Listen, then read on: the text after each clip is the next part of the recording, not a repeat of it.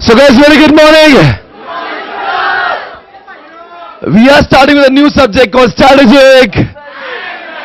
रिश्ता वही सोच नहीं दोस्तों. वंस अगेन आईपीसीसी इन्फोटेक के बाद में मैं आपके सामने लेकर आया स्ट्रैटेजिक मैनेजमेंट पूरे 50 मार्क्स के लिए. Right everybody. सो जितना वेटेज आपके आईटी को होता है उतना ही weightage same to same weightage information technology के लिए भी एसएम के लिए भी होता है. और ये रहा आपके सामने वो सिलेबस एसएम का. सर कितने चैप्टर्स है इसमें? There are 7 chapters in this syllabus of 50 marks. Examination में पूछते हैं 60 मार्क्स के लिए और लिखना होता है 50 मार्क्स के लिए. और आपकी बातें बंद करो, मुझे बोलना है. हाँ, आप सुनो ध्यान से, अभी कुछ मत करना. सुनो जरा ध्यान से. आज जो सब्जेक्ट है जिसको मैं पढ़ाने जा रहा हूं, it is more interesting than what we learn in IT. ये बाय डिफॉल्ट इंटरेस्टिंग है. मतलब आईटी में वो चीजें सोचना पड़ती जो हमारे आसपास है ही नहीं. अगर मैं आपको बोलता हूं वर्चुअल रैम के बारे में सोचो, कैशे मेमोरी के बारे में सोचो, आपको महसूस करना पड़ेगा. Right? Because you have not seen about it. अभी आज मैं जो पढ़ाने जा रहा हूं, जो स्ट्रैटेजिक मैनेजमेंट ऐसा subject, it's about business. It's about what? जैसे आईटी के बारे में, तो एसएम किसके बारे में होगा? नहीं. आईटी के बारे में है, आईटी टेक्नोलॉजी के बारे में है. वैसे एसएम किसके बारे में होगा? आपका क्या अंदाज है, क्या आपका इसके ऊपर विचार है, ये सब्जेक्ट किसके बारे में होगा? ये बिजनेस के बारे में. तो इसका बातें दूसरी मत करो, सुनो. It's about business. राइट? तो बिजनेस तो वैसे भी लोग करते हैं जो एसएम नहीं पढ़ते हैं. नहीं, मेरा सवाल है, इस प्रेस्टीज पॉइंट पे न जाने कितनी शॉप्स होगी जो बिजनेस कर रही है, जिसको एसएम, जिसने सब्जेक्ट पढ़ा भी नहीं है. तो फिर हम लोग क्यों पढ़ेंगे? नहीं, पूरी दुनिया बिजनेस कर रही है विदाउट एसएम पढ़े. तो सर आप क्यों पढ़े? आप नहीं भी पढ़ते. भी आपके पापा है जिन्होंने बिजनेस स्टार्ट किया है. It doesn't know anything about this subject, still he is running the business. हम और अच्छा कर पाएंगे. बताएंगे कौन जवाब देगा? एसएम पढ़ने से ऐसा क्या हो जाएगा? बिजनेस तो बिजनेस ही रहेगा, धंधा नहीं बदलेगा. भाई और बहनों, धंधा नहीं बदलेगा, धंधे करने के तरीके बदलेंगे. आज हमें इस सब्जेक्ट की वजह से एक धंधा करने का नया तरीका मिलेगा. हमारी सोच चेंज होगी, हमारा विजन. आपका ध्यान नहीं, मैं किसको पढ़ा रहा हूं यार? कॉन्सेंट्रेट. आप पता नहीं, जब लेक्चर जब 5 मिनट आपको समझते नहीं आपके साथ में हो क्या रहा. Relax, chill. मैं पढ़ा रहा हूं, बहुत इंटरेस्टिंग है यार ये. मैं आपको बता रहा हूं, एक सब्जेक्ट होता है जिसका बाय डिफॉल्ट इंटरेस्ट होता है. ये वैसा सब्जेक्ट है. अगर आपने मुझे पूछा सर आईटी और एसएम दोनों में से और अच्छा कौन सा है, तो मैं कहूंगा एसएम बहुत अच्छा है. क्यों? अरे it's about practically, you can see that.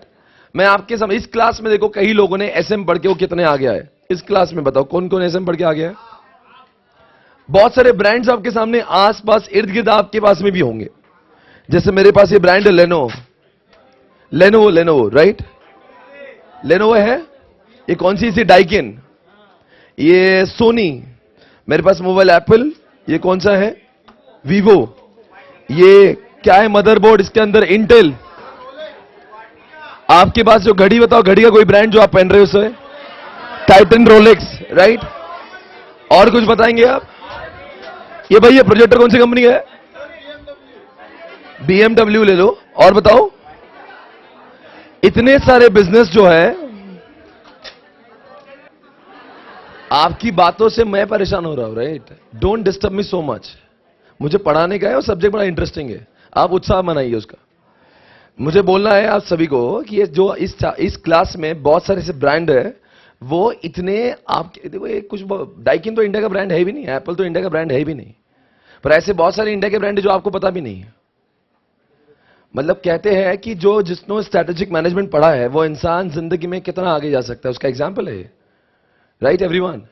Strategic management पढ़ के एप्पल आज यहां पे है. एप्पल के बारे में सुन के आपको ताज्जुब होगा, 2007 में एप्पल फोन लॉन्च हुआ था. वैसे एप्पल बहुत पुराना मोबाइल फोन नहीं है. एप्पल ने तो अपना शुरुआत किया था आईपॉड से. कंप्यूटर लाया था, फिर आईपॉड लाया. आईपॉड को बहुत पॉपुलैरिटी मिली आईपॉड से. आईपॉड बहुत चलने लगा.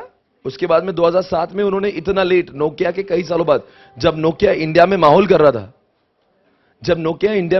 रहा था, नोकिया का मार्केट शेयर जानते हो 2007 में कितना था? तब जमाने में सिर्फ फीचर्ड फोन हुआ करते थे. फीचर जो ब्लैक एंड व्हाइट हुआ करने का. और तब मोबाइल नोकिया का मार्केट शेयर 60% हुआ करने का. 60%, अब बचकर 6% में नहीं रहा। मतलब वही स्ट्रैटेजिक मैनेजमेंट आपको ऊपर लेके जाएगा, और वही स्ट्रैटेजिक मैनेजमेंट अगर गलत तरीके से यूज करें तो आप 60 से 6 भी आ सकते हो। Right everyone? तो इसीलिए मैं आपके सामने कुछ लोगों को लेके आ रहा हूं आज। मैं इंडिया के कुछ खास लोगों को आपके सामने प्रस्तुत करना चाहता हूं। आप देख सकते हैं इनको, ध्यान से देखिए। ओके गाइस, ये रहा आपके सामने। ये मुझे आपको सामने कुछ लोगों को रखना है जो आपके हिसाब से, अब देखिए यहां पे ये लोग को आपको बहुत टॉप 10 रिचेस्ट पर्सन को मैं यहां पे दिखाने जा रहा हूं आपके सामने। चेक करिए, मैं वर्ल्ड के कह रहा हूं।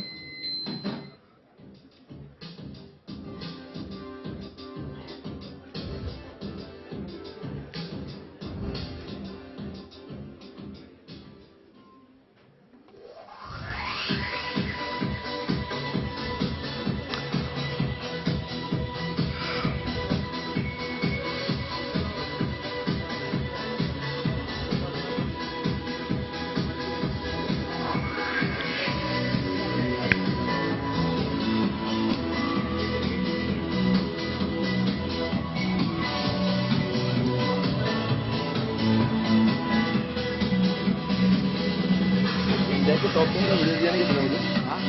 इंडिया के जो टॉप 10 रिचेस्ट पर्सन उसका वीडियो दिया नहीं कितने मुझे? हाँ दिया ना। कहाँ है वो? दिया ना। वर्ल्ड के? हाँ। वर्ल्ड के?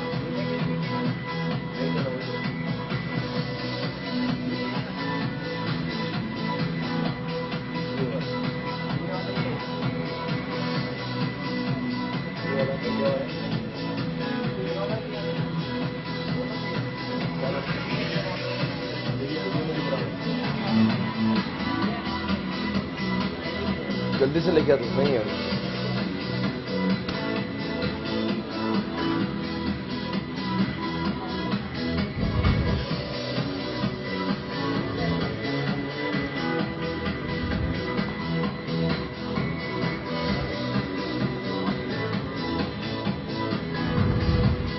Can you predict number one? None other than one and only Bill Gates, right? Bill Gates है नंबर 1 पे। और ये सब क्यों दिखा रहा है? ये वो सारे लोग हैं जो एसएम पढ़ते हैं। बिजनेस करने वाले इस दुनिया में लाखों नहीं करोड़ों लोग हैं, पर बिजनेस चलता कितने लोग हैं? सिर्फ 100 लोग, राइट? वो लोग जो सारे एसएम पढ़ते हैं। इस दुनिया में बिजनेस करने वाले बहुत लोग हैं, पर चलने वाले लोग की संख्या बहुत ही कम है। और हमें आज समझना होगा वो सारे लोग हैं जो स्ट्रैटेजिक मैनेजमेंट को पढ़ते हैं। इन लोगों को देख के हमें ये एसएम सब्जेक्ट पढ़ने का उत्साह आएगा। हमें लगेगा अच्छा, मेहनत ऑटो चलाने वाला भी करता है, मेहनत मैं भी करता हूं, मेहनत मुकेश भाई भी करते हैं, राइट? पर सबके कमाने का जो लेवल है बहुत डिफरेंस है। आज एक ऑटो 18 घंटे काम भी कर लेगा, ओला कैब्स वाला भी 18 घंटे काम कर लेगा। जो ओला की गाड़ी चलाता है ड्राइवर जो है 1000 रुपए कमाएगा बहुत से बहुत। मैं 18 घंटे काम तो मैं कुछ अलग लेवल पे कमाऊंगा, और मुकेश भाई 18 घंटे करें तो फिर तो सीमा ही नहीं। समझने की बात है, तीनों का भी काम करने का मेहनत उतनी ही है, बट मेहनत करने से कुछ नहीं होगा। मेहनत के साथ में एसएम का होना जरूरी है। धंधा नहीं बदलेंगे, धंधा करने का सिर्फ चेक करिए।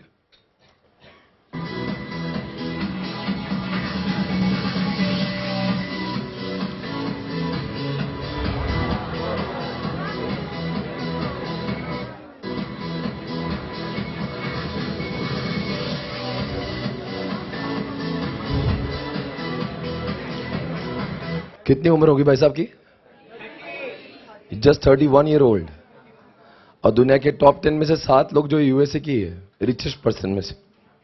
इसका मतलब कुछ अलग खाते हैं, करते अलग है।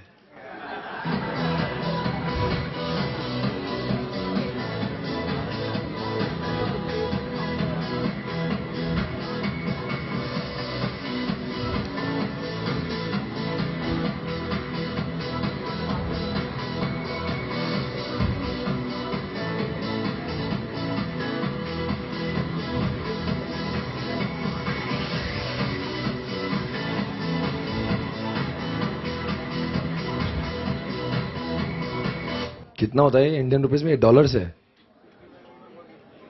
अभी 42 बिलियन बोल रहे हैं, तो 42 मल्टीप्लाइड बाय 100 करोड़ लगाएंगे तो ये 4200 करोड़। 4200 crore multiplied by 60।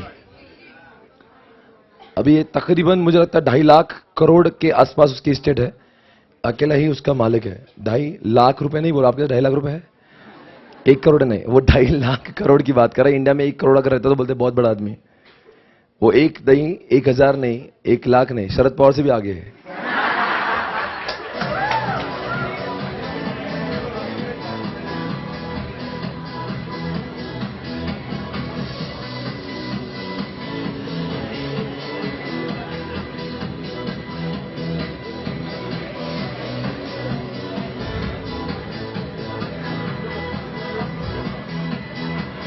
जानकर ताजुब होगा, भारत का एक भी नहीं है, भारत का टॉप 10 में एक भी नहीं है, मुकेश अंबानी टॉप 20 पर भी नहीं है।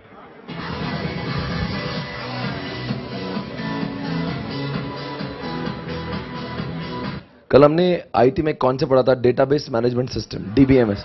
उसका ये ओरेकल उसका मेन प्रोडक्ट है। जो दुनिया के बड़े बड़े सॉफ्टवेयर होते हैं उनके बैकएंड में ओरेकल होता है, और ये डेवलप्स डेटाबेस को मैनेज करने वाला सॉफ्टवेयर बनाता है।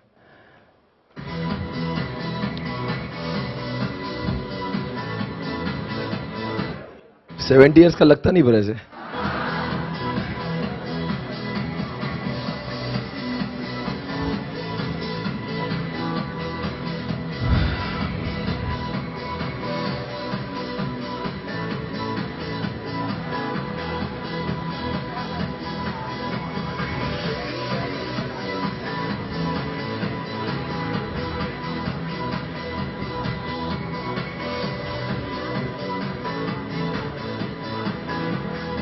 आगे बढ़ेंगे।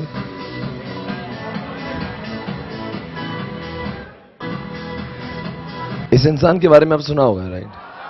वॉरेन बफेट के बारे में सुना होगा, और उसके नेटवर्थ। और अंकल बहुत उम्र के हो गए, इनकी उम्र 80 भी क्रॉस कर चुके। अभी जाते समय आप देख रहे हो कहां पहुंच गए। शुरुआत की थी तब बहुत कहीं भी नहीं थे, अब जाने का वक्त आ चुका है। 83 एज है, और ये वर्ल्ड के टॉप, वर्ल्ड के बोल रहा, वर्ल्ड के, अगेन फ्रॉम व्हाट, यूएसए। लगता है दुनिया का सारा पैसा, हालांकि population wise they are not very very क्या बोलते हैं, रिच। भारत में अच्छा इनके प्रोडक्ट बनते, कंजम्पशन पूरा इंडिया में होता है। इंडिया जैसे, और देखो इंडिया में और चाइना में दोनों का मिला के तो 250 पौने 300 करोड़ है, और पूरे वर्ल्ड का 600 करोड़ है। तो आधा तो हमारे दोनों के पास ही है। तो उधर के लोग जो भी बनाते बिकता तो दोनों में ही है। तो मतलब हम ही लोग उनके लिए रेवेन्यू जनरेट। इसलिए तो मोदी जी की इतनी इज्जत है वर्ल्ड में जहां भी जाते, बिकॉज मोदी जी को इग्नोर करेंगे और चाइना को इग्नोर करेंगे, मतलब आधा वर्ल्ड तो वैसे ही खत्म हो गया। इसलिए हमारे जो मार्क है, जो बहुत होशियार है, फेसबुक का जो ओनर है, जब भी मोदी जी यहां आते हैं, वहां जाते हैं तो उनसे मिलता है। अगर वो यहां पे आता तो इंडिया से मिलता है, बिकॉज उसको पता है इंडिया से ही उनका मिलता है। और सबसे ज्यादा इतना फेसबुक का, बिकॉज इंडिया में कैसा है, फेसबुक की यूजर बहुत ज्यादा। क्यों? बिकॉज इंडिया में इसकी उसकी बातें करने बहुत मजा आती है, राइट? और इसके दुनिया में झांकने का, उसके दुनिया में झांकने का बहुत मजा है, राइट? नंबर 1 पे आने ही वाले वो इंसान, ध्यान से देखना।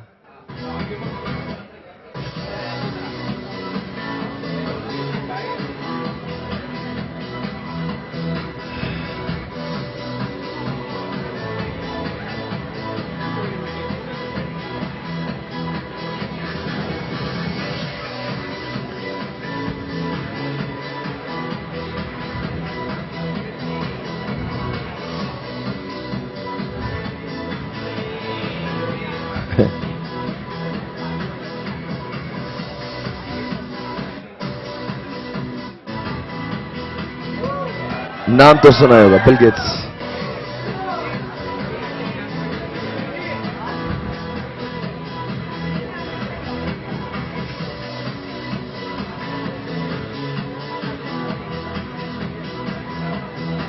Products of Microsoft MS office is not the only product, they have got window as well. और विंडो के जैसे और भी इतने सारे प्रोडक्ट है जो हम जानते भी नहीं, पर उसकी होते जरूर है। आजकल माइक्रोसॉफ्ट का क्लाउड भी आया है, जहां पे वो अपना डेटा सेंटर भाड़े पर देते हैं। तो ऐसे बहुत सारे प्रोडक्ट्स है जो बिल गेट्स है। बिल गेट्स का जो सारा काम है, बिल गेट्स ने जो काम पैसा कमाया है, आपको पता नहीं, वो इंडस्ट्री जो था, when he started window, he has given free DVDs of window. पहले डॉस हुआ करता था, तो अपना नाम करने के लिए उसने क्या किया, लोग, people are not ready to shift from DOS to window. और इस इंसान ने क्या कहता, फोकट में विंडो दिया, ले लो ले लो ले लो। लोग बोले नहीं लेंगे। फिर क्या कहा, फोकट में दिया, 95 फोकट में गया, विंडो 98 फोकट में गया। फिर लोगों को लत लगी, बोले बहुत भारी है, क्योंकि वो पूरा ब्लैक एंड व्हाइट बोर्ड जो था वो कलरफुल और जो ग्राफिकल होने लगा, जैसे काई था गाई होने लगा, राइट? ग्राफिकल यूजर इंटरफेस होने लगा। एंड देन फिर लोगों को लत लगा। देखना बिजनेस करने का स्ट्रैटेजी, ये SM पढ़ के आगे गया वो, इसने पहले पैसा नहीं कमाया, पहले माहौल बनाए। जैसे आजकल फ्लिपकार्ट कर रहा है, फ्लिपकार्ट वैसे लॉसेस में है, फ्लिपकार्ट लॉसेस में है, जियो लॉसेस में है। They are trying to capture the market first. एक बार मार्केट कैप्चर हो जाएगा उसके बाद में मजे लेंगे जिंदगी के, राइट?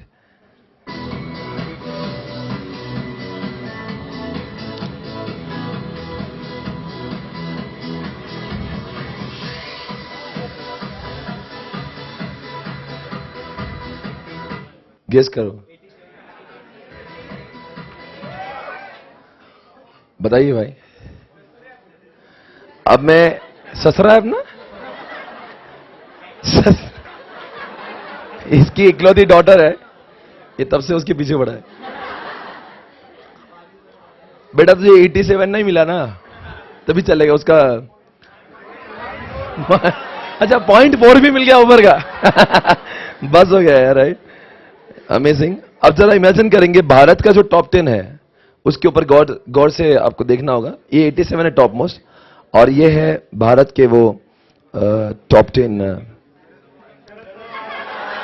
शरद पवार, मैं वाइट पैसों की बात कर रहा हूं। यह है गौतम अडानी, आप सभी जानते होंगे इसको, राइट? नेटवर्थ इनका 7 बिलियन, जो 7 बिलियन सिर्फ। देखो भाई, ये भारत का टॉप 10 चालू हो गया। ये सब वीडियो दिखा के क्या मैं आपको इंस्पायर कर रहा हूं कि देखो भाई, मेहनत करने वाले सभी लोग हैं। टॉप 10 वाला भी मेहनत करता है, टॉप 100, टॉप 1000, टॉप 1 लाख भी मेहनत ही करता है। सफलता सिर्फ कुछ ही लोगों को मिलती है। और आपको बताते हुए मुझे थोड़ी सी कमी महसूस हो रही है कि टॉप 100 रिचेस्ट पर्सन में एक भी चार्टर्ड अकाउंटेंट नहीं, सिवाय कुमार मंगलम बिरला के, ठीक है ना?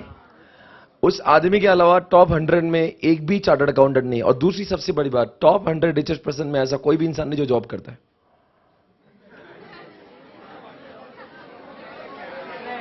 नहीं, मैं आपका दिमाग में चेंज करना चाहता हूं। जो इंसान आफ्टर बिकमिंग सी, अगर if you are searching job, you are killing yourself.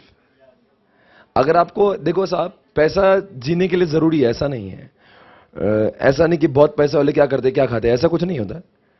But पैसे से आपको इज्जत मिलती है। जितना पैसा कमाते हो ना, तो लोग आपको लगता है अच्छा बहुत टैलेंटेड है इसीलिए पैसा कमाते। और पैसा नहीं है तो लोग बोलते हैं यार नहीं, येड़ा है, इसको समझता नहीं, he can not earn because he is not that talented. लोगों का ऐसा नहीं कि पैसा लोगों को 1 रुपए भी नहीं देगा वो। अब कोई इंसान, बिल गेट्स बहुत पैसा वाला, आपको कुछ दे रहा है क्या वो? But why do we admire him कि वो कुछ तो टैलेंट है इसलिए इतना बड़ा आदमी हुआ है, right? So this is how people recognize you. So please do not ever think of doing job after becoming CA, because अगर आप CA करने के बाद भी जॉब कर रहे हो तो फिर क्या मतलब है? आप कभी भी कितने भी जिंदगी में कुछ भी कर पाओगे, तभी भी जिंदगी के टॉप 1000 में भी नहीं आओगे, राइट? नहीं आ सकते, because there is always constraint. When I became CA, I was offered for 9 lakhs rupees per year, और मैं काम कर रहा था मेरे कोचिंग के लिए जिसमें सिर्फ 4 स्टूडेंट हुआ करते थे। I became CA in 2008. My friend also has become along with me. He also became CA. He joined Big Four. I started coaching. And first month, I have earned around 3-4,000 rupees. He has earned around 60,000 rupees. साल भर भी होता रहेगा, मेरे हालात कुछ बहुत अच्छे नहीं हुए। 4 से 6 स्टूडेंट हुए, 8 हुए, 10 हुए, 12 हुए, 40-50 हुए। उस इंसान का पैकेज 11 तक पहुंच गया, तो उसने 2 लाख भी नहीं कमा रहा था। मुझे 1000 बार कहा उसने, मत कर ये सब, ये टीचर बनना बहुत अच्छी बात नहीं है, तो एक काम कर, तू भी जॉब कर ले। मैंने उसकी नहीं सुनी, अपने सिर्फ दिल की सुनी। Now he is earning 32 lakh rupees per year. EY का पैकेज उसको इन हैंड उसको मिलता है। और मेरा, अगर मैं भी जॉब कर लेता तो मैं भी 30 साल, और वैसे भी 30-40 लाख कमा के भी ब्रांड किसका बन रहा है? EY का बन रहा है। उसका नाम, वो ऐसा नहीं बोल रहा EY उसके नाम पे नहीं है। वो EY तू कितना भी काम कर रहा है तो EY आज कितना भी किया तो SPC तो है। So try to understand, never think of doing job. अगर आप SM पढ़ रहे हो तो think always this कि यार मुझे बिजनेस पढ़ाया जा रहा है ताकि मैं बिजनेस करूं। And somehow मुझे लगता है मेरे सक्सेस के पीछे this subject has really contributed a lot. ये सब्जेक्ट मुझे पसंद भी इसलिए भी है क्योंकि मैं इस सारे सब्जेक्ट को मैं पढ़ता भी हूं और अपने प्रैक्टिकल जीवन में इसको यूज करता हूं, इसीलिए मैं आगे हूं। अगर ये सब्जेक्ट को सिर्फ मैं पढ़कर अपने क्लास तक ही सीमित रखता और अपने ऑर्गेनाइजेशन में यूज नहीं करता तो शायद से मैं इतना आगे नहीं पढ़ पाता। ये सब्जेक्ट बहुत ऑसम चीज है। ये जितने भी लोग हैं ना आपके सामने, ये जितना भी टॉप 10 है, ये सारे के सारे लोग एसएम पढ़कर वैसा ही काम करें जैसे एसएम कर रहा है. It is a systematic way of doing business. मेहनत करने से आगे नहीं जाओगे, मेहनत के साथ में सही दिशा होना चाहिए, और दिशा आपको एसएम देगा. पढ़िए.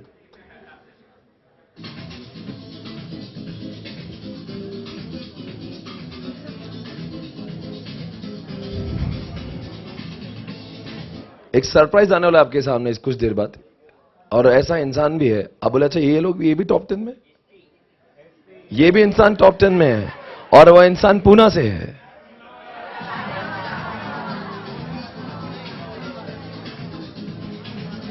कौन है भाई?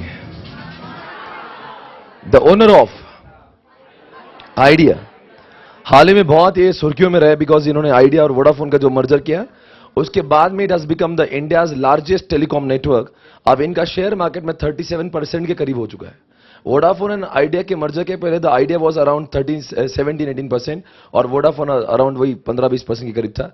Now combinedly they have collected around 35% market share. मतलब 100 में से 35% लोग जो है वो सिर्फ आइडिया और वोडाफोन का नेटवर्क यूज करते हैं, right? And they made the strategy to fight जियो.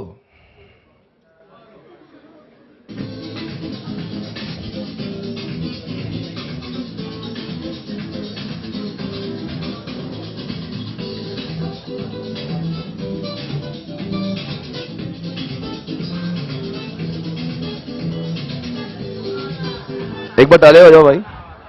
अरे 14 ताली से स्वागत करी इस इंसान का. इतने सालों से पढ़ा रहा हूं मैं, इतने सालों से, आज तक भारत के टॉप 10 में पूना का कोई भी इंसान नहीं रहा. इतने सालों से पढ़ा रहा हूं, राइट?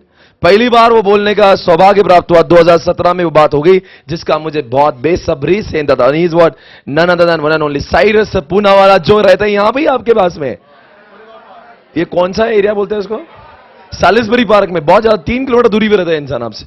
और ये इंसान का बिजनेस चालू था घोड़े से. लिखा भी देखो, ये पूरा जो हॉर्स रेस कोर्स जहां पे उस वहां से उन्होंने शुरुआत की थी. और इनका मेन काम है, आपको पता है क्या करता है? ये वैक्सीन बनाता है. मतलब पूरे वर्ल्ड का कोई भी बच्चा पैदा होता है, अगर वो पैदा हुआ है तो मतलब इन्होंने बनाई वैक्सीन उसको चाहिए, वरना ये बच्चे का सर्वाइवल मुश्किल में है. और it is unique product which has develop. वो पता नहीं पहले उसने ये प्रोडक्ट बनाते समय घोड़ों का इस्तेमाल किया था, फिर बाद में उन्होंने घोड़ों का इस्तेमाल बाद में, या फिर उसको आर्टिफिशियल बनाया. मतलब जो फिर इतने सारे घोड़े कहां से लाएंगे ना. तो अभी घोड़े बहुत है उसके पास में. वो रेस कोर्स तो उसका शौक हो गया अभी.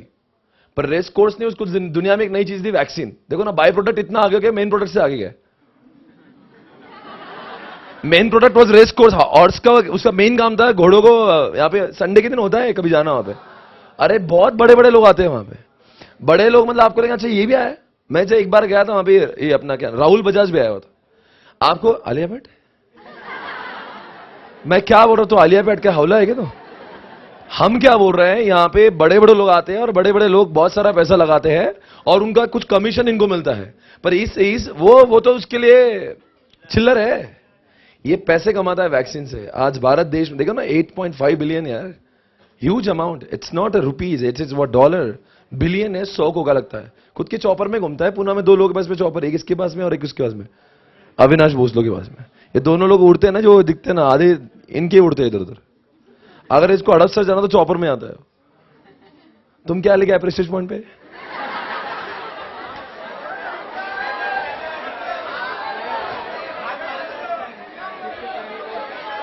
क्या लेके आया तुम?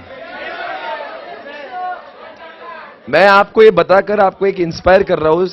वरना ऐसे देखो, मैं आपको जरा वॉट तो बता दूंगा, पहले समझना भाई क्यों बता रहे भाई, क्यों नहीं पढ़ना, ये ऐसा बनना है तो.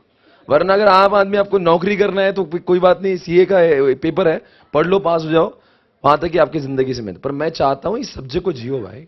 ये सब्जेक्ट आपको बहुत आगे लेके जाएगा. जैसे मैं खुद फील करता हूं, ये सब्जेक्ट ने जैसा कहा मैं बिजनेस वैसे रन करता हूं. मैं अपना दिमाग कम लगाता हूं और एसएम का ज्यादा. आप बहुत सारी चीजें समझोगे इस सब्जेक्ट में, मजा आएगा.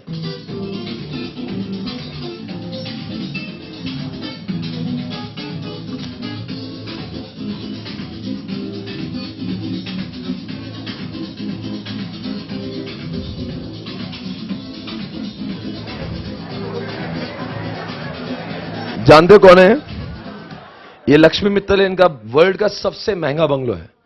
वैसे हमें नाज है इनके ऊपर कि वर्ल्ड का जो सबसे महंगा बंगलो है, मैं इंडिया का नहीं बोल रहा हूं, वर्ल्ड का सबसे महंगा बंगलो इस आदमी का है। लक्ष्मी मित्तल भारत के पर रहता है, अभी इंडिया, एनआरआई जैसा काम करता है, ये इंडिया में नहीं रहता, अभी यूके में रहता है, और ये किंग का बादशाह है। किंग किसका? Steel, king of steel. ये किंग ऑफ बॉलीवुड होता है, किंग ऑफ स्टील है। इन्होंने आर्सेलर नाम की कंपनी को एक्वायर किया था। आर्सेलर कंपनी मालूम है, जो वर्ल्ड के टॉप 10 में स्टील का कंपनी हुआ करने का, उसको भी एक्वायर करके इन्होंने $31 बिलियन का एक्विजिशन किया था।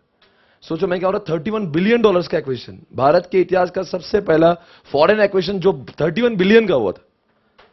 उसके बाद में टाटा ने कोरस को लिया था $12 बिलियन में। तो सोचो 31 बिलियन के बाद में सेकंड नंबर कोई तो 12 है।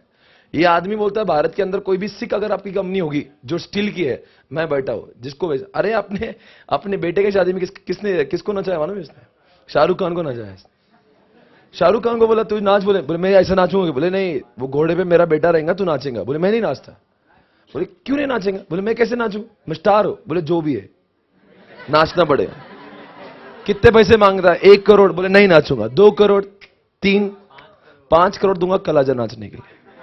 शाहरुख खान एक घंटा आता है, नाचता है, 5 करोड़ लेके जाता है। मतलब सोचो ग्रैंड मस्ती देखिए। वो शाहरुख का जाने दो, हवा देख रहे हो क्या? सिर्फ शाहरुख खान घोड़े के सामने नाच, देखो हवले से नाचा होगा वो। 5 ही इज गेटिंग पूरे 5 करोड़। ये इतना माज जो है ना, माज, ये पैसे का माज, और इन्होंने किया है उतना। वर्ल्ड का नंबर 1 है भाई स्टील में, स्टील का नंबर 1 है वो। अभी इंडिया का नहीं बोल रहा हूं, वर्ल्ड का है वो। और 6 नंबर पे हमारे टाटा कोरस है, रतन टाटा।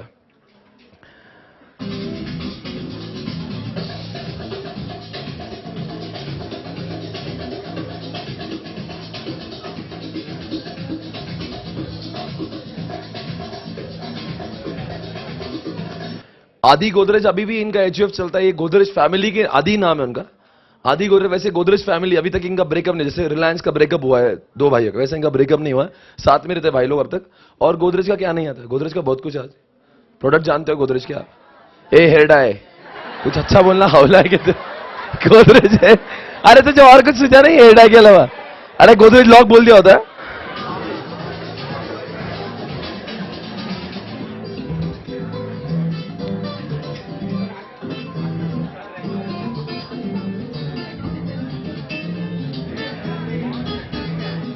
90% लोग इनके बारे में जानते नहीं कौन है। जानते भी कैसे आप इनके बारे में जानना बहुत ही मुश्किल है। कौन है ये? कटप्पा? तुम पागल है क्या? उसको अंडर एस्टिमेट मत करो, पैसा देगा उसके पास कितना है। गोदरेज से भी आगे है वो। ये अपने उसके ओनर है HCL के, HCL IT कंपनी जानते हो? उसके ओनर है उनके इसमें। पहले तो उन्होंने, और एजुकेशन पुणे से किया इस बंदे ने। He did his education from Pune. Shiv नदार, वैसे कभी आपने इनको सुर्खियों में देखा नहीं होगा, हाल ही में बड़े हुए हैं। सर ये टॉप 10 की रैंकिंग चेंज होती है क्या? हर साल चेंज होती है। हर बैच में मैं जब बताता हूं कुछ नए चेहरे तो कुछ निकल जाते हैं।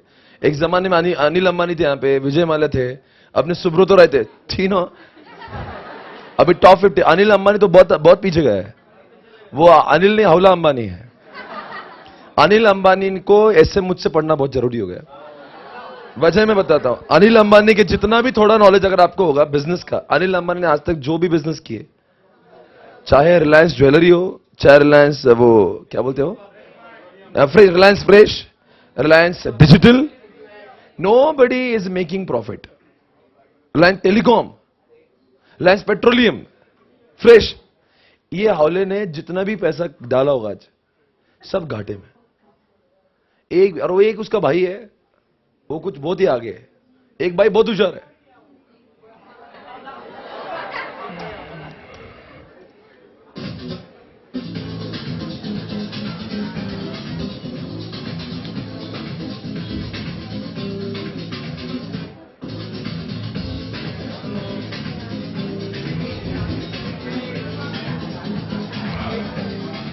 इनका मेन काम है जो कंस्ट्रक्शन से, और टाटा ग्रुप में काफी इनका शेयरिंग है।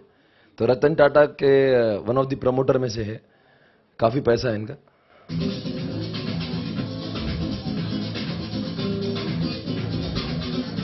भारत के टॉप 50 में आप एक इंसान का नाम जानो तो हैरान हो जाओगे। भारत के टॉप 50 में एक इंसान है, टॉप 25 में पतंजलि का जो पार्टनर है रामकृष्ण बालकृष्ण बालकृष्ण बालकृष्ण, वो नहीं आता क्या सफेद कपड़े पहना होता है, वो he is the CEO of Patanjali. 98% पैसा 98% शेयर उसके नाम पे पतंजलि का, मालूम है उनको। सो वो जो एडवर्टीजमेंट है बाबा के पास कुछ नहीं है, बाबा से मुखौड़ा है, बाबा के नाम पे नहीं कुछ। बाबा is not owning the shares of the company. वो है ना, क्या नाम उसका, बालकृष्ण। वो एक्चुअली वो जो पूरा बनाता है ना, वो जो बोलते बाबा बोलते ना आयुर्वेदिक है, स्वास्थ्य के लिए अच्छा होगा, ये ऐसा है वैसा है, हर्बल है, वो सारे के जो ज्ञान है वो बनाता बालकृष्ण ही है। बाबा से उसको प्रमोट करते, समझते हैं क्या? वो बैकबोन है और सारा शेयर उसके नाम पे ही है।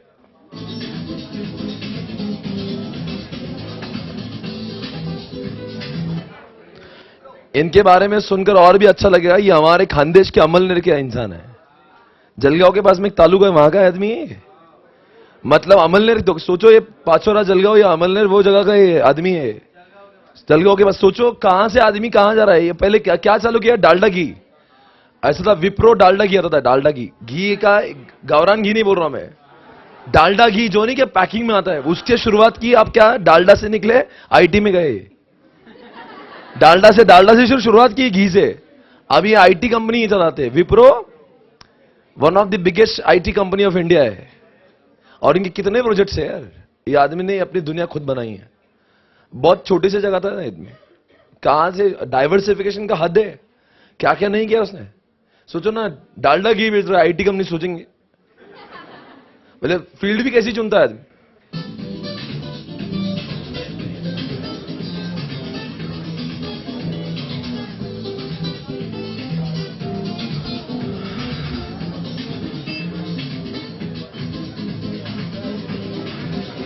सिर्फ मुझे बता दो ये आदमी कौन है। बिल्कुल से, क्या नॉलेज है यार बेटा तेरा। Is the owner of Sun Pharma, जिसने रैनबैक्सी को एक्वायर किया था अभी हाल में।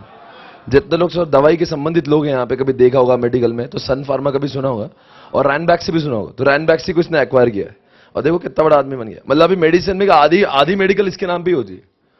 मतलब कोई आदमी बीमार होगा तो इसको ही खाएगा। सन फार्मा बिगेस्ट है, वो बहुत बड़ा है, वो जाइंट है वो। मतलब वो छोटी छोटी कंपनी को एक्वायर, जो कंपनी उभरने आती है उसको एक्वायर कर लेता।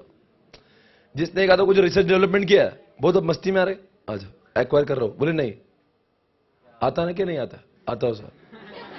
बड़ा आदमी ना वो, आप समझे क्या, वो किसको भी खरीदने को बैठा है। रैनबैक्सी को ले लिया, मतलब क्या, Ranbaxy was one of the biggest brand of India, उसको एक्वायर कर लिया उसने।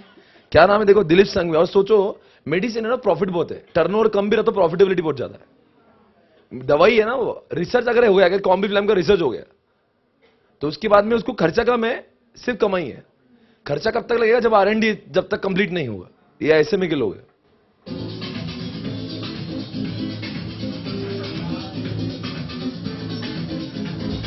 वन नंबर दिखाने की जरूरत ही नहीं है।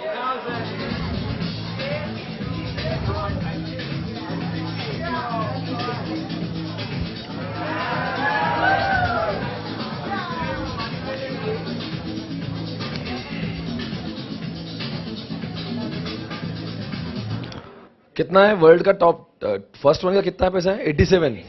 भारत का कितना है, और इससे ज्यादा पैसा फेसबुक के ओनर के पास में है। इनकी एज कितनी है वैसे, 57 में आए थे, 60 साल के हो गए इसी साल। और वो फेसबुक का ओनर जो 30 साल का, 30-31 साल का, उसने जिंदगी में 10 साल ही काम किया। क्योंकि मार्क को मैं बहुत फॉलो करता हूं, वो बोलता है मुझे ज्यादा काम ही नहीं करना है, I will work only till 38 years, till the age of 38। उसके बाद में मैंने जितना पैसा कमाया से मैं उड़ाऊंगा।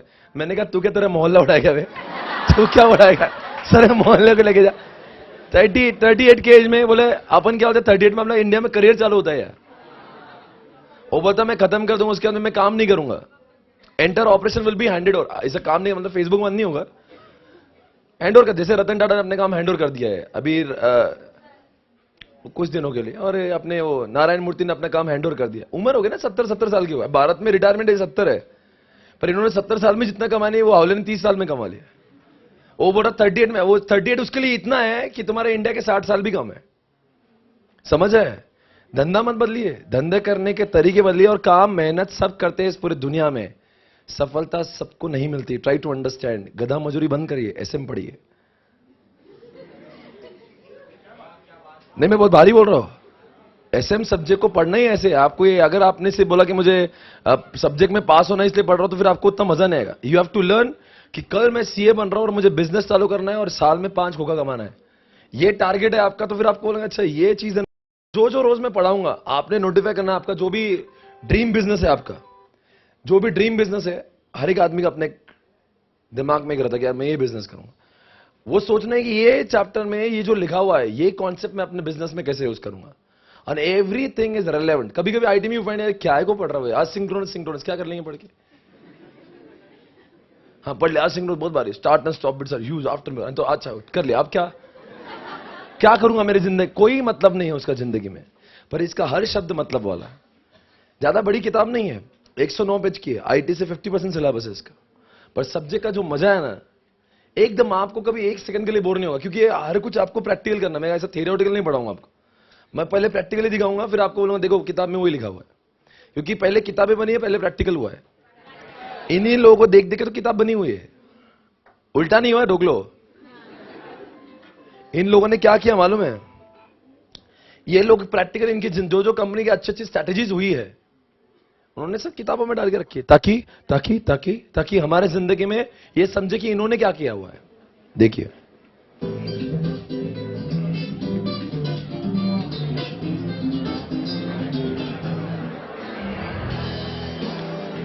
okay guys, I hope you understood what I wanted to convey actually, right? चलो फिर आ जाओ। बताओ बच्चों, बिजनेस क्यों करते हैं? मुझे मालूम था सिर्फ पैसों की बात करोगे। कितने लोग यहां पे बिजनेस बैकग्राउंड से बिलोंग करते हैं, जिनके फैमिली में बिजनेस वाले सर? अच्छा, तो आप लोग को शायद से मैं विशेष पूछूंगा कि भाई बिजनेस क्यों किया जाता है। कोई बताएगा आपके घर पे कहीं भी क्या क्या कोई बड़ा बिजनेस ऐसा कुछ है? जाके हम लोग सुने हैं आपके एग्जाम्पल। बड़ा इन द सेंस कोई आपको लगता है I should discuss about my business, बहुत भारी बिजनेस है। कोई मैन्युफैक्चरिंग में है यहाँ पे? एनीबडी? बेटा खड़े हो जाइए, आप आपसे बात करेंगे इस वक्त। रुकिए जरा, ये करने से बात करेंगे। इनके यहाँ पे मैन्युफैक्चरिंग चलता है, कवर करेंगे, मीडिया कवर करेंगे इस समय। इनको मीडिया में लीजिए। बेटा कहां से हो आप? सर पुणे से। पुणे से ही हो? आपका मैन्युफैक्चरिंग यूनिट जेजुई में है। क्या, किस टाइप का मैन्युफैक्चरिंग है? Food processing. फूड प्रोसेसिंग, थोड़ा सा विस्तार में बोलेंगे? Ketchup, sauces, pickles, jams and. और ये बिजनेस कौन संभालता है? पापा और चाचा। और ये कितने साल पुराना बिजनेस? 25 इयर्स। क्या बात कर रही है यार। तो 25 सालों से ये बिजनेस है, पिकल बनाते हैं, सॉसेस बनाते हैं। और ये बहुत, क्या नाम से, क्या ब्रांड है इसका? सुरभि। सुरभि। आपका नाम सुरभि है जी? किसी का ना ऐसे नाम रखा था बस, ठीक है। हाँ, आपसे, आपके होने के पहले का ही ब्रांड है। क्या बात है। आपने, मैं इनसे, आपका नाम क्या? सिमरिता। सिमरिता। रीता बोल दूं? हाय रीता जी, बहुत टाइम लगेगा इसलिए बोल। रीता जी सुनिए ना, जैसे अगर आपने पापा को काम करते हुए देखा होगा, चाचा जी को देखा होगा, और घर में आप रहते हो तो थोड़ा बहुत पता भी होगा, क्या वजह होती है कि इतनी मेहनत करते हो? What is the main objective of doing business? हमारे बुक में भी यही पूछना है। हम आपसे पूछ रहे हैं, आपके पापा को, चाचा जी को आपने काम करते हुए देखा है, आपको जवाब देना है आखिर बिजनेस करने के पीछे इंसान ऑब्जेक्टिव क्या रखता है, क्या करने के लिए बिजनेस करता है? Name, fame, goodwill, respect. ये गुडविल और रिस्पेक्ट भी मैटर करती है, ना कि सिर्फ पैसा। हाँ पक्का? मतलब इंसान जो कभी आम आदमी को पूछता क्यों बिजनेस करता, तो वो सिर्फ कहता है कि पैसा। मतलब ये आंसर सही नहीं है। मतलब कभी कभी कुछ पैसा अचीव करने में इंसान सोचता है पैसा एक बार नहीं मिलेगा, पर नाम नहीं जाना चाहिए, राइट? एक हाथ के बाद में, स्टार्टिंग में नहीं बोल रहा हूं मैं, आफ्टर यू अच्छी। अभी मार्क को बोलेंगे तो क्या कर रहे हैं, तो अभी मार्क का भी पैसे का भूख मर गए रे उसके, अब क्या, अच्छा कमा के और जीरो ही बढ़ेंगे ना, अब क्या करेगा? खर्चा तो उसके बाप से नहीं होंगे। हम तो बोल रहे हमको बुलाओ इधर। हमको बुलाओ, उसको पूरी मदद करेंगे। है क्या साथियों? करेंगे क्या नहीं करेंगे? अरे तहे दिल से करेंगे, ठोक देंगे पूरा, जो सारा एक एक रुपया नहीं खर्च किया था, मां कसम। Try to understand, right? और कोई अपना बिजनेस को डिस्कस कर पाएगा इस क्लास में? Anybody would like to discuss manufacturing, या फिर आपको लगता है कुछ भी, एनी टाइम ऑफ प्रोडक्शन? किधर है? Infrastructure management. बेटा खड़े हो जाए, आपसे बात करेंगे ऐसा। और कोई है जो कंस्ट्रक्शन ज्वेलर्स यहां पे बैठा हुआ है? Anybody having the background of construction jewellery? कोई भी कंस्ट्रक्टर नहीं है? Building construction business? बट आपके यहां पे क्या है? अपने बिजनेस को डिस्कस करेंगे जरा यहां पे। हाँ बेटा, क्या बिजनेस है? कॉन्ट्रैक्टर है डैड। डैड आपकी कॉन्ट्रैक्टर है? जो गवर्नमेंट कॉन्ट्रैक्टर बोलते हैं वो? नहीं मतलब प्राइवेट कॉन्ट्रैक्टर्स। कहां पे चलता है बिजनेस? अभी औंध और वाकड़ में चालू है। मतलब जो भाई, ए भाई सुनो, चार इतना बड़ा आपको कब सुनने मिलेगा ये सब? और ये जो बातें बताएंगे ना अभी, वो आपको प्रैक्टिकली समझ में आएगी। ये सब्जेक्ट में वही पढ़ना है, वो उसमें वही लिखा। देखो पहले पेज पे बिजनेस क्यों करते, देखो पहले पेज का अंतिम में देखो क्या लिखा हो, क्या लिखा है बेटा वहां पे? पेज नंबर 1 पे सबसे नीचे, और 5 बातें लिखी है देखो, पहले पेज पे और सेकंड पेज पे, है क्या नहीं? मैं उनसे वही तो बात कर रहा हूं। कुछ नहीं है, सब्जेक्ट बहुत मजा आएगा अगर आप उसको प्रैक्टिकली पढ़ोगे। थ्योरी मत समझना उसको, प्योर हार्डकोर प्रैक्टिकल। हाँ जी बेटा, तो ये कब से काम चलता है? पिछले 7-8 साल हो गए। अच्छा, आप भी हेल्प करते हो कभी? नहीं मतलब मैं कभी कभी जाता हूँ साइट। कभी कभी साइड पे जाते हो, और बाकी सारा काम पापा ही करते हैं आपके। वैसे एक बात पूछो जो बहुत पर्सनल है, कितना प्रॉफिट, ये प्रॉफिट मेकिंग बिजनेस है? हाँ बहुत। बताना कितना है? वैसा मुझे नहीं पता, मैं बोलूं क्या?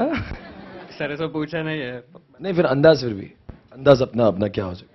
20-25%। 20-25% का कॉन्ट्रैक्ट में मार्जिन मिलता है। वाह, मतलब तुमने 1 करोड़ का कंस्ट्रक्शन किया तो 25 लाख तुम्हारे झोली में।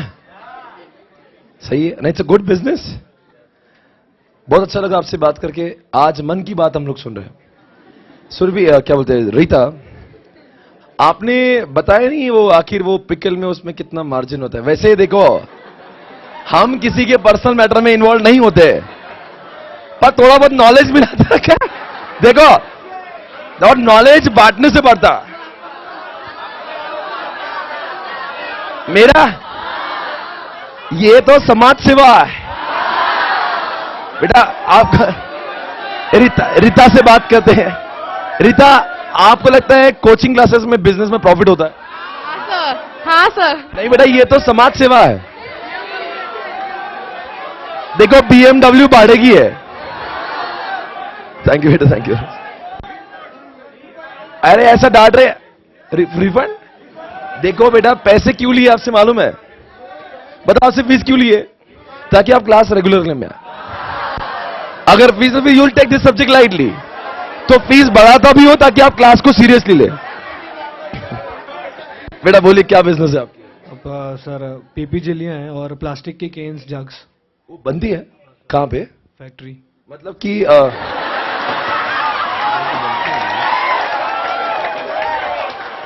ये जवाब जो है बहुत अति उत्तम है। पर बेटा कहां में, मतलब कौन से शहर में, कहा जब? क्वेश्चन सर्टेन नहीं था। नागपुर। नागपुर में, नागपुर के आसपास। तो मतलब जो कोई किसी को कोई जार लगती होगी, कुछ पैकिंग का सामान है मतलब? हाँ, प्लास्टिक की केन्स है, जरी केन्स है, जिसमें हम ऑयल कंटेनर वगैरह। अच्छा, मतलब कोई अभी मान लो एडिबल ऑयल खरीदता हूं मैं किसी शॉप से, तो वो जो कंटेनर आता है वो आपके यूनिट पे बनता है वहां पे? क्या बात है, कितने सालों से चलता है? More than 30 years। और बताओ कितना प्रॉफिट मार्जिन है? सच्ची बताना, झूठ बोले तो लगेज फेल होते। आई शपथ माहित नहीं। झूठ बोल रहे हैं, मालूम नहीं बोल रहे। देखो मैं तो कितना सच्चा में बोल दिया, मेरा धंधा जो है वो प्रॉफिट मेकिंग नहीं है, और कोई प्रॉफिट ही नहीं है। हाँ जी, आप 100% चिंता ऐसा तो ना। कोई ज्वेलर, मेडिकल कोई नहीं है इधर? क्या बेटा, क्या है? ज्वेलर जरा खड़े हो जाए चिंटू। देवा, देवा एक सवाल पूछेंगे, ज्वेलरी का बिजनेस जो है उसमें कुछ मार्जिन होता है? ये रांका ज्वेलर्स कुछ पैसे कमाते क्या नहीं कमाते? काय का मार्जिन होता है उसमें? एक मिनट देखो, अंदर की बात समझ में आ रही है।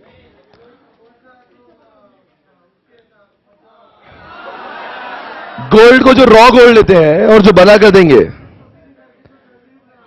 जो बनाते हैं, जैसे ये रिंग मैंने बनाई है, तो इसमें कुछ पैसा कमाया होगा इन्होंने? मतलब मुझे लूटा गया है? मुझे जानना है। देखो, हमको सब लूटने में प्रॉब्लम नहीं, पर ये बता दो कितना लूटा है? कम से कम ये तो बताओ ना, लूटा लूटा ठीक है, और लूटो, ये तो बताओ। लूटा कितना है बताओ बेटा। वो लेबर कॉस्ट में मार्जिन होता है। पर ये बता नहीं, एक मिनट अंदर क्या ये गोल्ड में कुछ मिलाते हैं? सच्ची बता, मिलाना ही पड़ता? मिलाना पड़ता नहीं, मिलाते हैं।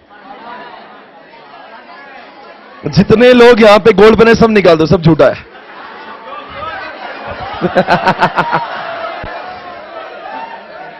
मतलब ये जब 24 कैरेट वगैरह कुछ नहीं, ये कुछ मिलावट होती है ना थोड़ी बहुत।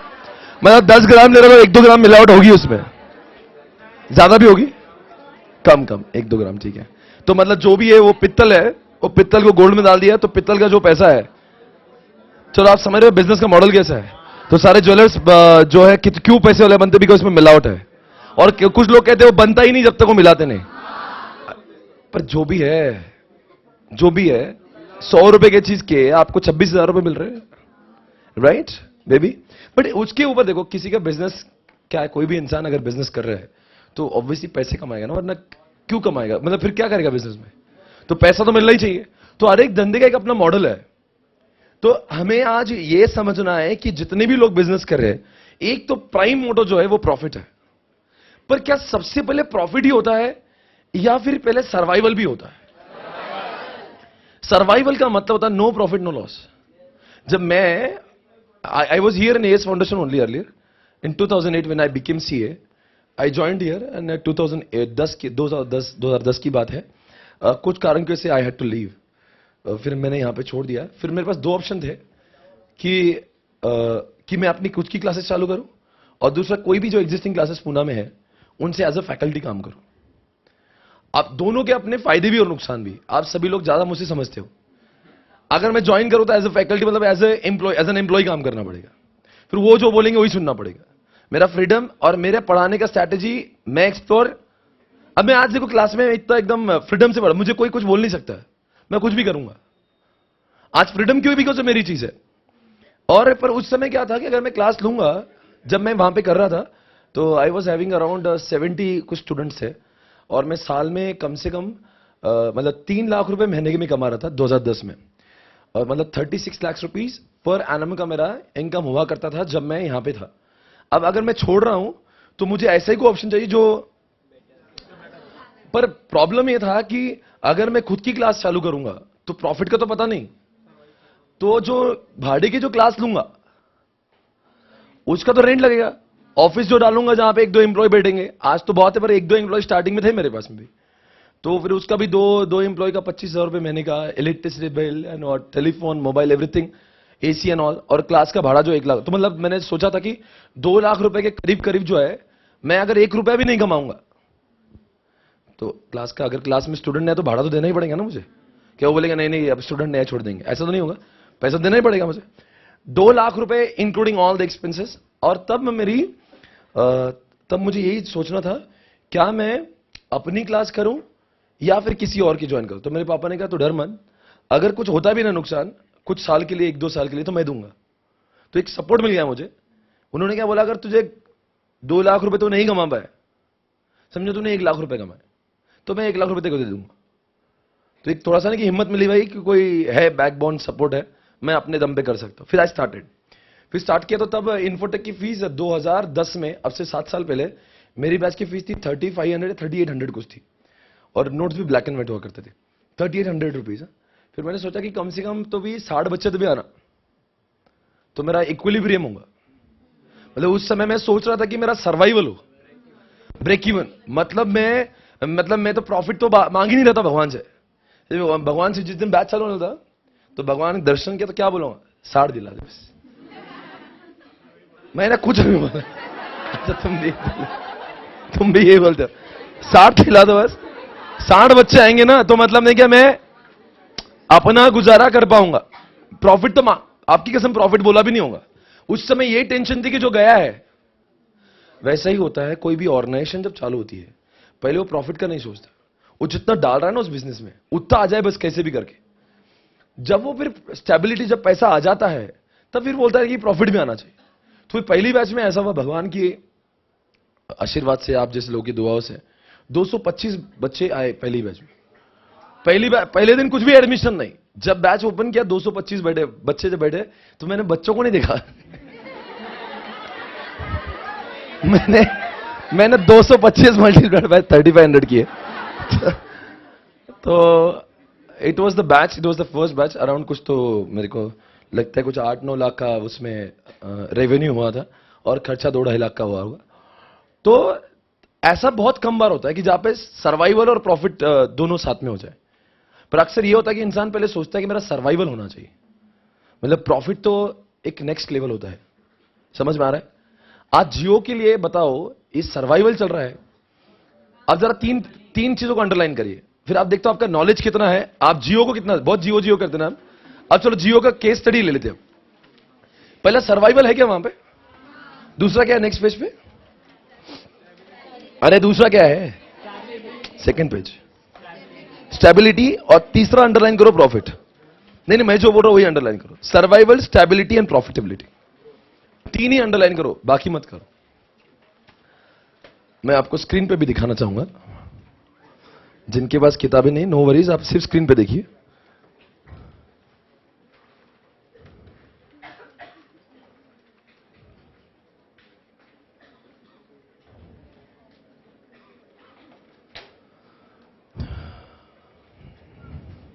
क्या है सबसे पहला पॉइंट? क्या लिखा है उसका मतलब? Basic objective. और जहां पे while survival and obvious objective is it gain more value and prominence during the initial stage of the establishment. और नीचे लिखा however business and other enterprise are interested in more than what.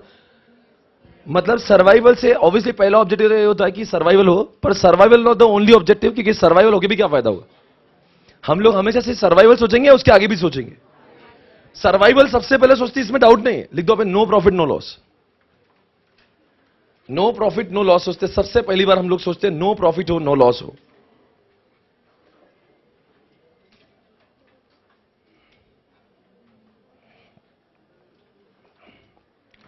दूसरा example है वहां पे stability.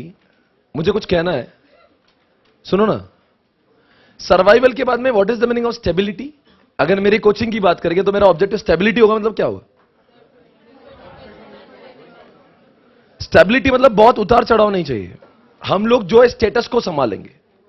मान लीजिए पहले बैच में 200 आ गए, तो अब मैं क्या सोचूंगा, भाई अब हमेशा 200-250 आते रहे. ऐसा नहीं कि बहुत ज्यादा छप्पर फाड़ के दे दे, पर कम से कम ये जो आया ना, ये सिलसिला अब चलता रहे. स्टेबिलिटी मतलब एक्सपेंशन नहीं चाहिए, पर जो चल रहा है. जैसे आजकल स्टेबिलिटी जो अप्रोच है, झंडू बाम ने अपनाया है, बाटा कंपनी ने अपनाया है, ओएनजीसी ने अपनाया है. दे ऑल आर, देखो स्टेबिलिटी एक्सपेंशन के उल्टा होता है. एक्सपेंशन मतलब क्या? कर लो दुनिया मुट्ठे में, दिल मांगी मोर, मैं कुछ भी कर जाऊंगा. एक्सपेंशन मतलब हो गया ग्रोथ. थर्ड वाला ऑब्जेक्टिव का बात है जो बहुत डायनामिक लोग होते हैं, कुछ भी कर जाऊंगा. अब कुछ भी कर जाऊंगा मतलब ये काम है मुकेश अंबानी का, कुछ भी कर जाऊंगा. ग्रोथ, स्टेबिलिटी नाम ही नहीं उसके डिक्शनरी में. उसको रुकना पसंद नहीं है. रतन टाटा को भी रुकना पसंद नहीं है. रतन टाटा को मैं अगर बोलूं तो आप परेशान हो जाओगे. उसके बारे में अगर मैं बताऊंगा तो बता रहा हूं. आप एक मिनट से एक लाइन बोलने तो फिर रतन टाटा बता रहा हूं. स्टेबिलिटी देखो कौन से लोग चाहते हैं कि जिसको बहुत सुकून चाहिए, तो stability can also be there objective. बहुत नहीं चाहिए. अब जैसे कि बहुत लोग बहुत आशावादी नहीं होते, मतलब उनको चाहिए भाई जो चल रहा है ना. आप लोगों ने अपने कभी पेरेंट्स में भी देखा होगा, ज्यादा उनको मचमच नहीं चाहिए, बस जो चल रहा है ना उसे सुकून चाहिए, शांति चाहिए, पैसा बाद में. तो ये ऐसे, और अपने जैसे लोग क्या गरम खून जो है वो स्टेबिलिटी पे कम और ग्रोथ पे ज्यादा फोकस करते हैं. डिपेंड करता है एक एज के ऊपर भी इंसान के. तो वैसे आज भारत में ओएनजीसी है, बाटा है. बाटा ग्रोथ में नहीं आता है. बाटा क्या बोलता है, जो चल रहा है ना वो चलने दो. तो stability can also be the objective. पर अगर हम लोग का जब गर्म खून है, हम बिजनेस करें ना, अब हम स्टेबिलिटी अगर आ गया 2-4 महीने, फिर बोलेंगे आने दो, नया ब्रांच, नया प्रोडक्ट, कर लेंगे दुनिया मुट्ठी में. समझ में आया क्या? स्टेबिलिटी कब होता है? अगर मान ले मैं सिर्फ पूना में पढ़ रहा हूं, पूना में पढ़ा, तो आप कहते हैं सर को स्टेबिलिटी पसंद है. तो अगर मैं ब्रांचेस डाल रहा हूं, इसका मतलब क्या मेरा एक ऑब्जेक्टिव है कि मैं एक्सपांड भी करूं. आपको क्या लगता है लोग ज्यादा स्टेबिलिटी फॉलो करते हैं कि एक्सपेंशन? भारत का मोस्टली जनता जो है एक स्टेबिलिटी, थोड़े समय की स्टेबिलिटी अच्छी होने के बाद दे थिंक ऑफ. ऐसा नहीं कि 2010 से 2014 तक भी मैं भी स्टेबिलिटी में ही था. मेरा पूना में ही था. पर जब लगा कि अब मैं सेट हो चुका हूं, तो फिर आई थॉट ऑफ एक्सपेंशन. फिर मैंने सारी ब्रांचेस को ऑन किया वर्चुअल के माध्यम से. तो ऐसा नहीं कि कोई इंसान डायरेक्टली एक्सपेंशन नहीं करता कभी भी, unless he is matured in the existing business. समझ में आ रहा है? कल्याण भेड़ का एग्जाम्पल ले लो, छोटे से स्टॉल से शुरुआत की, जो पूना के वो जानते होंगे, कल्याण भेड़। कैसा लगता है भेड़ वाला? 10 साल पहले इनकम टैक्स का रेट गिरा था उसके पास, अभी का नहीं बोल रहा हूं, 10 साल पहले। 10 साल के पहले सोचो इनकम टैक्स का रेट कब गिरता है, जब आदमी का बहुत, ऐसे कभी इनकम टैक्स वाले टाइम पास करने के नहीं आते कभी, बोले भेड़ में बताओ, अरे इनकम टैक्स डिपार्टमेंट आ रहा है मतलब बहुत छाप खाना होगा उसके पास में। वो नॉर्मल मुरमुरा सेव का पैसा जो 3 रुपए का है वो 40 रुपए बनाता है, 10 गुना ज्यादा बनाता है, फिर भी लोग खाते हैं ना। आज कितनी ब्रांचेस है उसकी? अगर वो स्टेबिलिटी सोचता ना तो वो सिर्फ वहां पे होता, आदिनाथ के बाहर, आदिनाथ सोसाइटी के बाहर। आज पूना में 7 से 8 ब्रांचेस है। स्टेबिलिटी बहुत कम समय तक थी उसकी, stability I, he started expanding. Poona में मोन्जनीस ले लो, कैसा हौला है वो, आंख खोली किसी भी 1 किलोमीटर पे मोन्जनीस, कहा ये ऐसे बोलते लोग, यहां है वहां, कोई भी एरिया में जाओ, समझो आप किधर भी एरिया में, कहा है बस हर 2 किलोमीटर में एक मोन्जनीस है पूना। 109 110 ब्रांचेस है उसकी पूना। ये स्टेबिलिटी सोचता तो एक्सपेंशन है। समझ में आ रहा है क्या? एक बात, कुछ लोग होते हैं स्टेबिलिटी में, जैसे वैशाली स्टेबिलिटी का बेस्ट एग्जांपल है, हाउली वैशाली है वो। अगर मैं वैशाली का ओनर होता ना, मां कसम, तो अभी 10 वैशाली खड़े करते था पूना में। हो आप भी ओनर तो आप भी यही करते।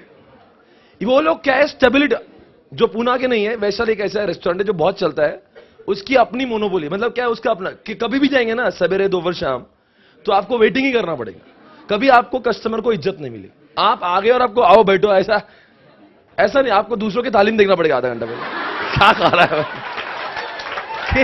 वो, उसको क्या खा रहा है क्या नहीं खा रहा है। वो एग्जाम्पल है स्टेबिलिटी का। आज वैशाली का पार्ट 2 आपने कभी देखा पूना में? अब सोचो दुनिया में लोग पूना में कितने आगे जा रहे हैं, कितनी ब्रांचेस करें। अब जैसे विजय सेल्स ले लो, कहां नहीं, कोई भी कोपचे में विजय सेल्स दिखेगा। क्या प्रॉब्लम है वैशाली को करने में? अरे ब्रांड है यार, लोग कहा। अड़ोस सर से एक मेरा दोस्त है, वो संडे के दिन कहीं मरेगा नहीं, वो वैशाली में आएगा। मतलब रास्ते में बोले नहीं, मजा नहीं, क्या मजा है देखो, बोले वैशाली का मजा ही कुछ और है। चलिए मजा कुछ और नहीं, बात क्या है समझ रहे नहीं हो। अगर आप जैसे लोग अगर वैशाली के ओनर बन जाएंगे ना, तो you won't be satisfied with stability. पर कुछ लोग स्टेबिलिटी में खुश होंगे, दे वोंट फॉलो एक्सपेंशन।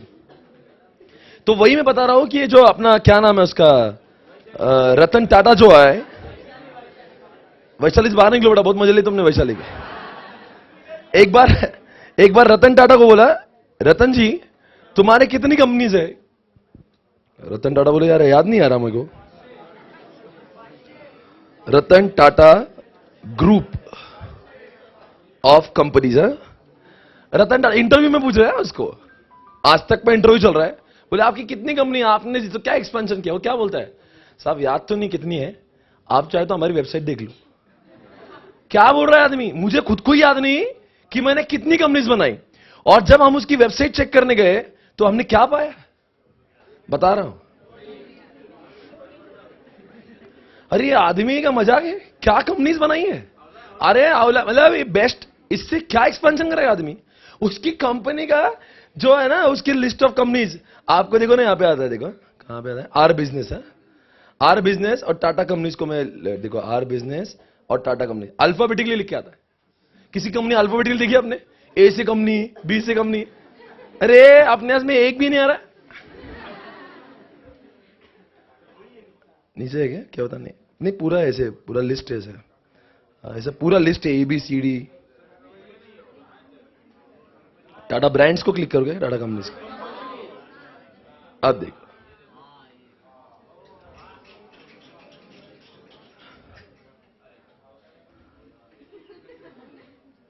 अरे क्या ये आदमी का मजाक है।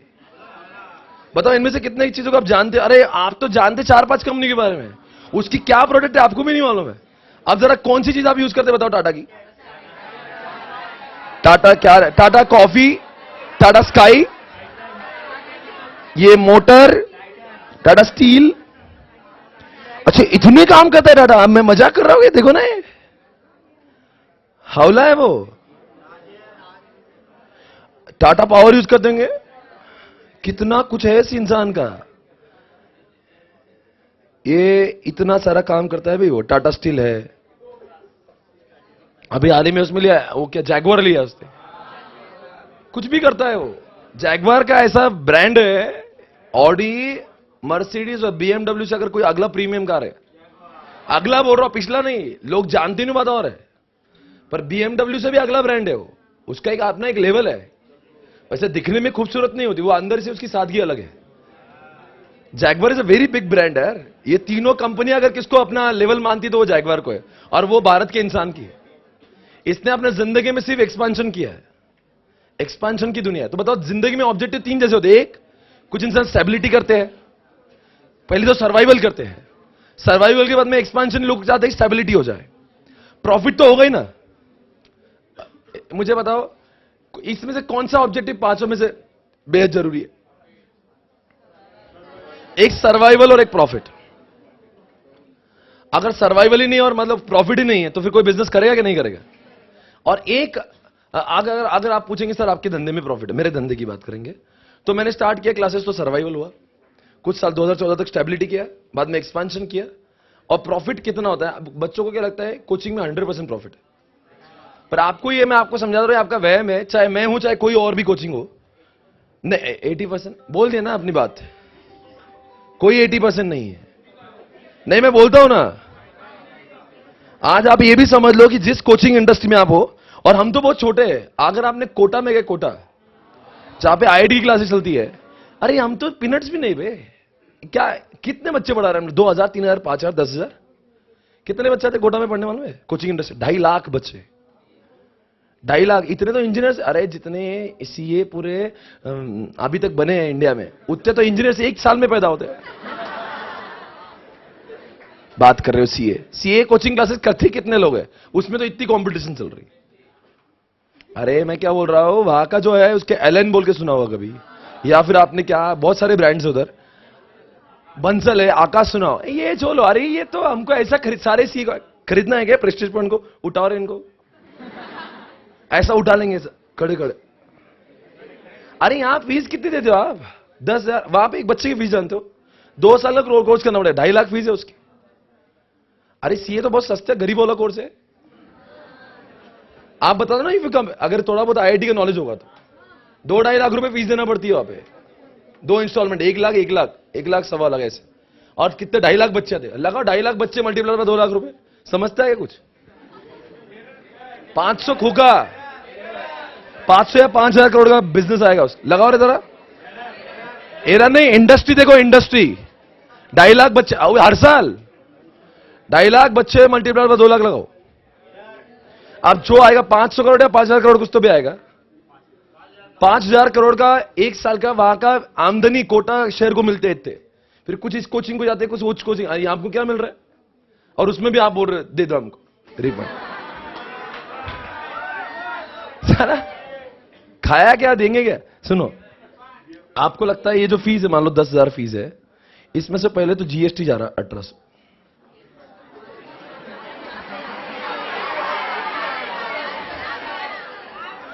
तो ये 8,200 बचे। बहुत गरीबों का कोर्स आप दिखेगा आपको लग रहा ना 50%, 80% आपको समझेगा। अरे सुन लेना पहले। और जो हम लोग का जो खर्चा है, ऐसा नहीं हम लोग लॉस मेकिंग बिजनेस में, पर जो विद्यार्थी की जो सोच होती है ना, 10,000 ले रहे, बहुत लूट रहे। वर्चुअल वाला तुम भी सुन लेना, कोई लूट नहीं रहा है पे, पहले समझ लो कितना प्रॉफिट, फिर बाद में जो बोलना है बोलो। और एक भी चीज गलत है फिर बताना। अभी जो मेरे नोट्स है ना, ये नोट्स, ये सब पूरी कलर्ड है। आईटी और एसएम की नोट जो है, मुझे जो खर्चा लगता है वो 1,500 रुपए का है एक बच्चे के पीछे। 1,200, 1,300, 1,400, 1,500 बीच में। अभी पेपर का रेट बढ़ा हुआ है इंडिया में। एक वो कोई तो पेपर मिले बंद हुई है, उसके चलते कोई पेपर का नॉलेज होगा तो वो पेपर का बहुत रेट बढ़ा हुआ भारत में। तो मान लो 1,300, 1,400 रुपए की तो किताबें हैं जिसका कॉस्टिंग है मेरा। अब कितने बच रहे हैं? 6,800। ये क्लासरूम, ये एम्प्लॉयज, ये इलेक्ट्रिसिटी, कुछ भी माने तो 5 से 7% का खर्चा है। थोड़ा बहुत बिजनेस चला तो पता होगा खर्चा क्या लगता है। एम्प्लॉय का खर्चा लगता है, इलेक्ट्रिसिटी लगता है, रेंट लगता है, कोई भी बिजनेस में लगता है। हाँ देखो, मूवी टिकट में जा रहे पैसे, कल पार्टी देंगे उसका जाएगा। अब ये कितना बचा? 6,100। अब बता दो इनकम टैक्स, अब इसके ऊपर इनकम टैक्स लगेगा। और हम कौन सी स्लैब में आते हैं? थोड़ा इनकम टैक्स पढ़ते हो ना आप, 30%। 1,800 गए, अब कितना बचा है? 1800 माना जान दो सरचार्ज वगैरह क्या है अभी ये 4300 रुपीज हम लोग कमाते। आप 10,000 रुपए वो इंटू अगर आप लगाते बैठो सुनो 40 हाँ मतलब वो नहीं 40% एकदम सही बोल रहे हो। 40% से कम कोई भी पैसा नहीं कमाता है अभी कोचिंग में, पर 40% कमाता है, समझ रहे क्या? और जो मेरे से दूसरे फैकल्टी वो ज्यादा कमाते बिकॉज उनको ये खर्चा नहीं है कलर नोट्स का। वो उनकी नोट्स आती 200 रुपए की सिर्फ, तो मेरे लिए बहुत खर्चा है 1200 रुपए का एक्स्ट्रा। ग्रैंड मस्ती है हमको सुनो। तो उनका प्रॉफिटेबिलिटी 50% है, मेरा प्रॉफिटेबिलिटी 40% है। कोई बोलेगा 40 से कम कमा रहा तो फिर वो गलत काम कर, कुछ झूठ बोल रहा है। तो प्रॉफिटेबिलिटी है ना, अगर प्रॉफिटेबिलिटी नहीं होती तो हम लोग बिजनेस कैसे करते? तो हमने क्या किया, सर्वाइवल किया, स्टेबिलिटी किया, प्रॉफिट कमाया, एक्सपेंशन कर रहा हूं। और एक लास्ट पॉइंट है एफिशिएंसी। मैं आपको समझाता हूं। एफिशिएंसी का मतलब होता है कम समय में ज्यादा काम, कम समय में ज्यादा। जैसे एग्जांपल वही बोल रहा था मैं अभी मैं ये बैच पढ़ा रहा हूं, एफिशिएंसी है क्या नहीं? बताओ कैसे एफिशिएंसी?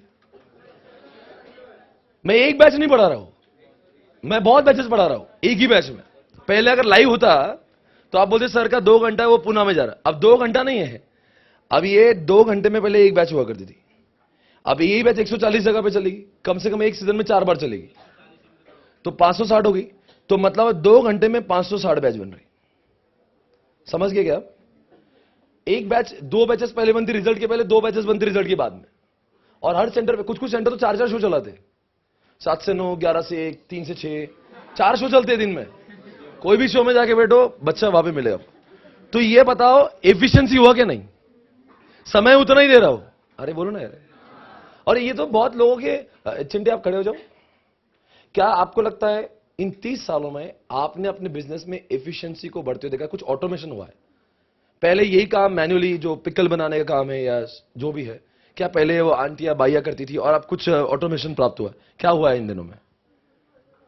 पूरा मतलब पूरा के पूरा द एंटायर प्रोसेस और ऑटोमेटेड। आपको सिर्फ क्या इनपुट देना, बाद में आउटपुट मिलेगा।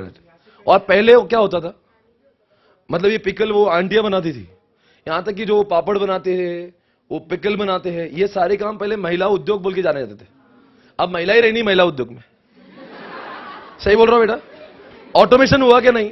कल यही तो समझा था बिजनेस प्रोसेस ऑटोमेशन में, ये वही तो कह रही है। मतलब क्या आपको लगता है इन दिनों में आपका जो वॉल्यूम ऑफ प्रोडक्शन है जो पहले से ज्यादा हुआ है? मतलब उतने ही 8 घंटे 10 घंटे काम करके इनका मैन्युफैक्चरिंग ज्यादा हुआ कि कम हुआ? ये 5 ऑब्जेक्टिव बताओ कौन से फिर से एक बार। Thank you चंट्री। बगैर देखिए बताएंगे। पहले तो सर्वाइवल, स्टेबिलिटी, और सबसे इंपॉर्टेंट जो है वो तो लगेगा ही, और साथ में अब मैं आपके सामने उसका एग्जाम्पल दे रहा हूं। इसी कॉन्सेप्ट को अभी हम लोग रियलिटी में एग्जाम्पल के साथ में समझेंगे, जिसका नाम है गूगल। गूगल जानते हो रहे? गूगल का स्टोरी सुनने में आपको मजा आना चाहिए। वजह है कि गूगल ने जो करके दिखाया है, और वो लोग भी बहुत बड़े नहीं है, जैसे ये 31 है ना, वो 37 38 है। लैरी पेज का नाम सुना होगा, गूगल के ओनर्स। कैसा आया था मालूम है गूगल? थोड़ा गूगल का बैकग्राउंड जानते हैं? थोड़ा क्या, कहां से शुरुआत हुई थी? ये एक यूनिवर्सिटी में पढ़ते थे, उनको कॉलेज में एक प्रोजेक्ट दिया, जाओ भाई तुम कुछ तो प्रोजेक्ट बना। इंजीनियर्स को प्रोजेक्ट मिलते बनाने के लिए, तो बोलते तुम अपने मन से कुछ भी प्रोजेक्ट लगाओ। तो उन्होंने क्या किया, एक सर्च इंजन बनाया। कॉलेज के दिनों में, अभी नहीं, 1997 की बात कर रहा हूं। 1997 में कॉलेज के छात्र थे। अभी समझो 24 साल हो गए इनकी बिजनेस को। 17 साल तो अभी वो मान लो कितने, 17 के 20 साल हो गए। 20 साल का बिजनेस। गूगल बहुत पुराना, रिलायंस जैसा नहीं है, खानदानी पैसे वाले लोग नहीं है। रतन टाटा खानदानी वाले पैसे वाला, गोदरेज खानदानी पैसे वाला, बिरला खानदानी पैसे वाला। ये खानदानी नहीं है, ये जनरेशन नहीं छोड़। इनके पापा तो लैरी पेज का जो पापा था, वो क्या था, उसके पापा और उसके मम्मी दोनों कंप्यूटर, उसकी मम्मी थी वो कंप्यूटर का सब्जेक्ट पढ़ाती थी, और उसके पापा प्रोग्रामिंग करते, जावा लैंग्वेज, उस टाइप का लैंग्वेज समझाते थे। अब बच्चा भी वैसे ही पैदा हुआ। बच्चे ने भी अभी बचपन से ही सुना होगा ये सब, कंप्यूटर मम्मी पढ़ा रही है, पापा भी वही कर रहे हैं, तो बच्चे के खून में आ गया कंप्यूटर्स। तो इसने आदमी कंप्यूटर का ऑब्वियसली शौकीन होगा। तो 1997 में कॉलेज के प्रोजेक्ट में सर्च इंजन का रिसर्च हुआ, और उसने क्या बोला कि इधर सर, और उसमें क्या कहता, एक डेटाबेस डाल दिया, जो सब्जेक्ट वो डाल रहा है वो कंप्यूटर बाहर निकाल रहा है। छोटू सा सर्च इंजन बनाता है, एक मॉडल। अब तो गूगल तो जहां है, उन्होंने अपने कंप्यूटर में, आप बोले सर कुछ भी, वो क्या प्रैक्टिकल होता है, कुछ भी वर्ड डालेंगे उसका मीनिंग बाहर आएगा, उसका डेटा बाहर आएगा। तो ऐसा करते करते करते 1997 में उनको लगा, एक उसका और पार्टनर भी है।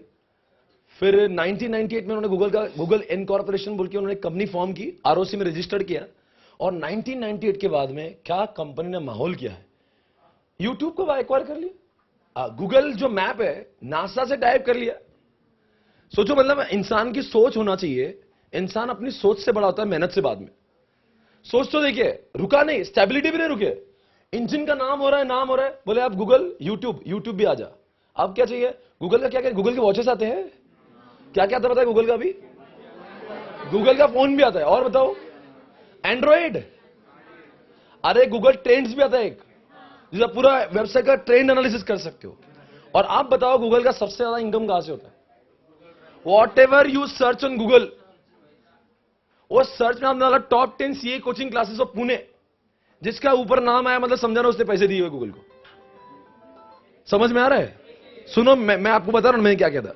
मैंने भी 84,000 दिए थे 2014 में। तो मैंने बोला था कि भाई कीवर्ड्स, कोई भी इंसान टॉप सीए कोचिंग क्लास चलता है, मेरा नाम ऊपर आना चाहिए। तो साहब कभी 1 पे आएगा, कभी 2 पे आएगा, कभी 3 पे आएगा। तो बोले सर कैसा है आपका चार्ज करेंगे, कैसा चार्ज करते देखना आपको इनकम। लोगों को लगता है गूगल फोकट का काम कर रहा है, फोकट नहीं काम कर रहा है वो, इतना दिमाग है आपको पता भी नहीं पैसे कहां से कमा रहा है। अभी गूगल का बिजनेस मॉडल देखिए, ऐसा आपसे नहीं लेंगे पैसे, वो कैसे पैसे लेंगे? आपने बोला टॉप 10 मुझे टीवी डीलर चाहिए, टॉप 10 सीए कोचिंग चाहिए, कुछ भी टॉप 10 सर्च किया या सीए कोचिंग सर्च किया, तो जो ऊपर के नाम आते हैं ना, वो सारे नाम पेड़ होते हैं। पर आम आदमी क्या लगता है, अरे ऊपर नाम बहुत भारी होगा क्या? कोई भारी नहीं, पूरा पैसों का गेम है, जिसने पैसा दिया वो ऊपर आएगा। ट्रस्ट मत करना, गूगल जो आंसर दिखा रहा है पूरा मैनेज। अभी एक किसी को जिसने पैसे देना उससे ऊपर आएगा, अब बाद में इसका पैकेज खत्म हो गया, वो नीचे आएगा 10 नंबर। तो उसका पैसा भी कैसे लेता है वो? अभी मैंने जब लिया था 13 रुपए क्लिक था। सर 13 रुपए क्लिक मतलब क्या? पहले 84,000 देने के, फिर जो भी इंसान ने सर्च किया, मेरा नाम सब जो ऊपर आया और उसने क्लिक किया, फिर उसने कॉल करा नहीं करा बात की बात, क्लिक किया, मेरे 13 रुपए माइनस। प्रीपेड 84,000 है वो। और आपने मतलब कोई मेरा कंप्यूटर बैठ गया मुझसे दिमाग लगाने, बोला ऐसा क्या? Click click click click click, हर क्लिक पे 13 रुपए बर्बाद। बस सोचिए, इसलिए मैंने बोला भाई ऐसा नहीं चाहिए। और एक क्या होता है गूगल में, ये सारी चीजें ना ये सालाना बेसिस पे होती है।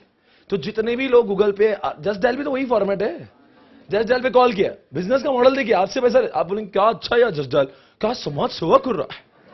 अरे समाज सेवा आप जैसी यूजर के लिए, जिसका भी नाम है, मतलब मुझे एसी डीलर चाहिए, पूना के स्वारगेट एरिया के एसी डीलर, ऐसे आएंगे क्या? जो ऊपर के 3 नाम होते हैं ना, वो पूरे पैसे देके आते। अगर आपने पैसे नहीं दिया ना, आपका नाम पर नीचे कोपचे में डाल दे, दिखेगा भी नहीं, दूसरे पेज पे आएगा। क्योंकि कोई भी इंसान जब कॉल करेगा तो ऑब्वियसली प्रेफरेंस उनको देता है जिनका नाम ऊपर आता है। बोलो यार, सही बोल रहा हो क्या नहीं?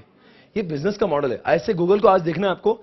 मैं गूगल का केस स्टडी बताऊंगा, अगला आंसर देने वाला इंसान यहां से बहुत बड़ा प्राइस जीतेगा, 501 रुपए जीतेगा, अगर आपने मुझे गूगल का केस स्टडी समझा के बताया तो।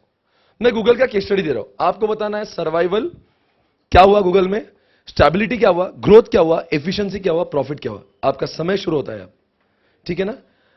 ये रही गूगल आपके सामने, गूगल की केस स्टडी आपके सामने ये रही। अब सर अभी हम लोग क्या क्या डिसाइड करना है? आपको बताना है इसमें सर्वाइवल क्या है, स्टेबिलिटी क्या है, ग्रोथ क्या है। ये रियल लाइफ केस स्टडी है, ये सब्जेक्ट ऐसे ही नहीं है, पूरा रियल लाइफ। बताओ क्या होता है? It was started as what, research project by Larry Page और क्या नाम देखो, सर्जी बिंग, 2 PhD students in Stanford University 1996 में, and the domain google.com was registered। 1997 में गूगल आया। गूगल कौन सा, जो हम लोग गूगल यूज करते हैं। और दे फॉर्मली इनकॉर्पोरेटेड कंपनी आई, एंड वो क्या बोलते हैं, फॉर्मली इनकॉर्पोरेटेड देयर कंपनी 1998। आप दिमाग में रख लो इसको क्या बोलना है, एक भी आंसर डिस्क्लोज नहीं करेंगे, ठीक है ना? दिमाग में रख लो ये क्या है, ठीक है ना? ये सर्वाइवल है, स्टेबिलिटी क्या है, मैं कुछ नहीं बोलूंगा, आपसे बताना ही क्या है बाद में। जो भी सबसे पहले हाथ ऊपर करके मैं उसको पूछूंगा। It was stabilized in this many years because it was web-based search engine।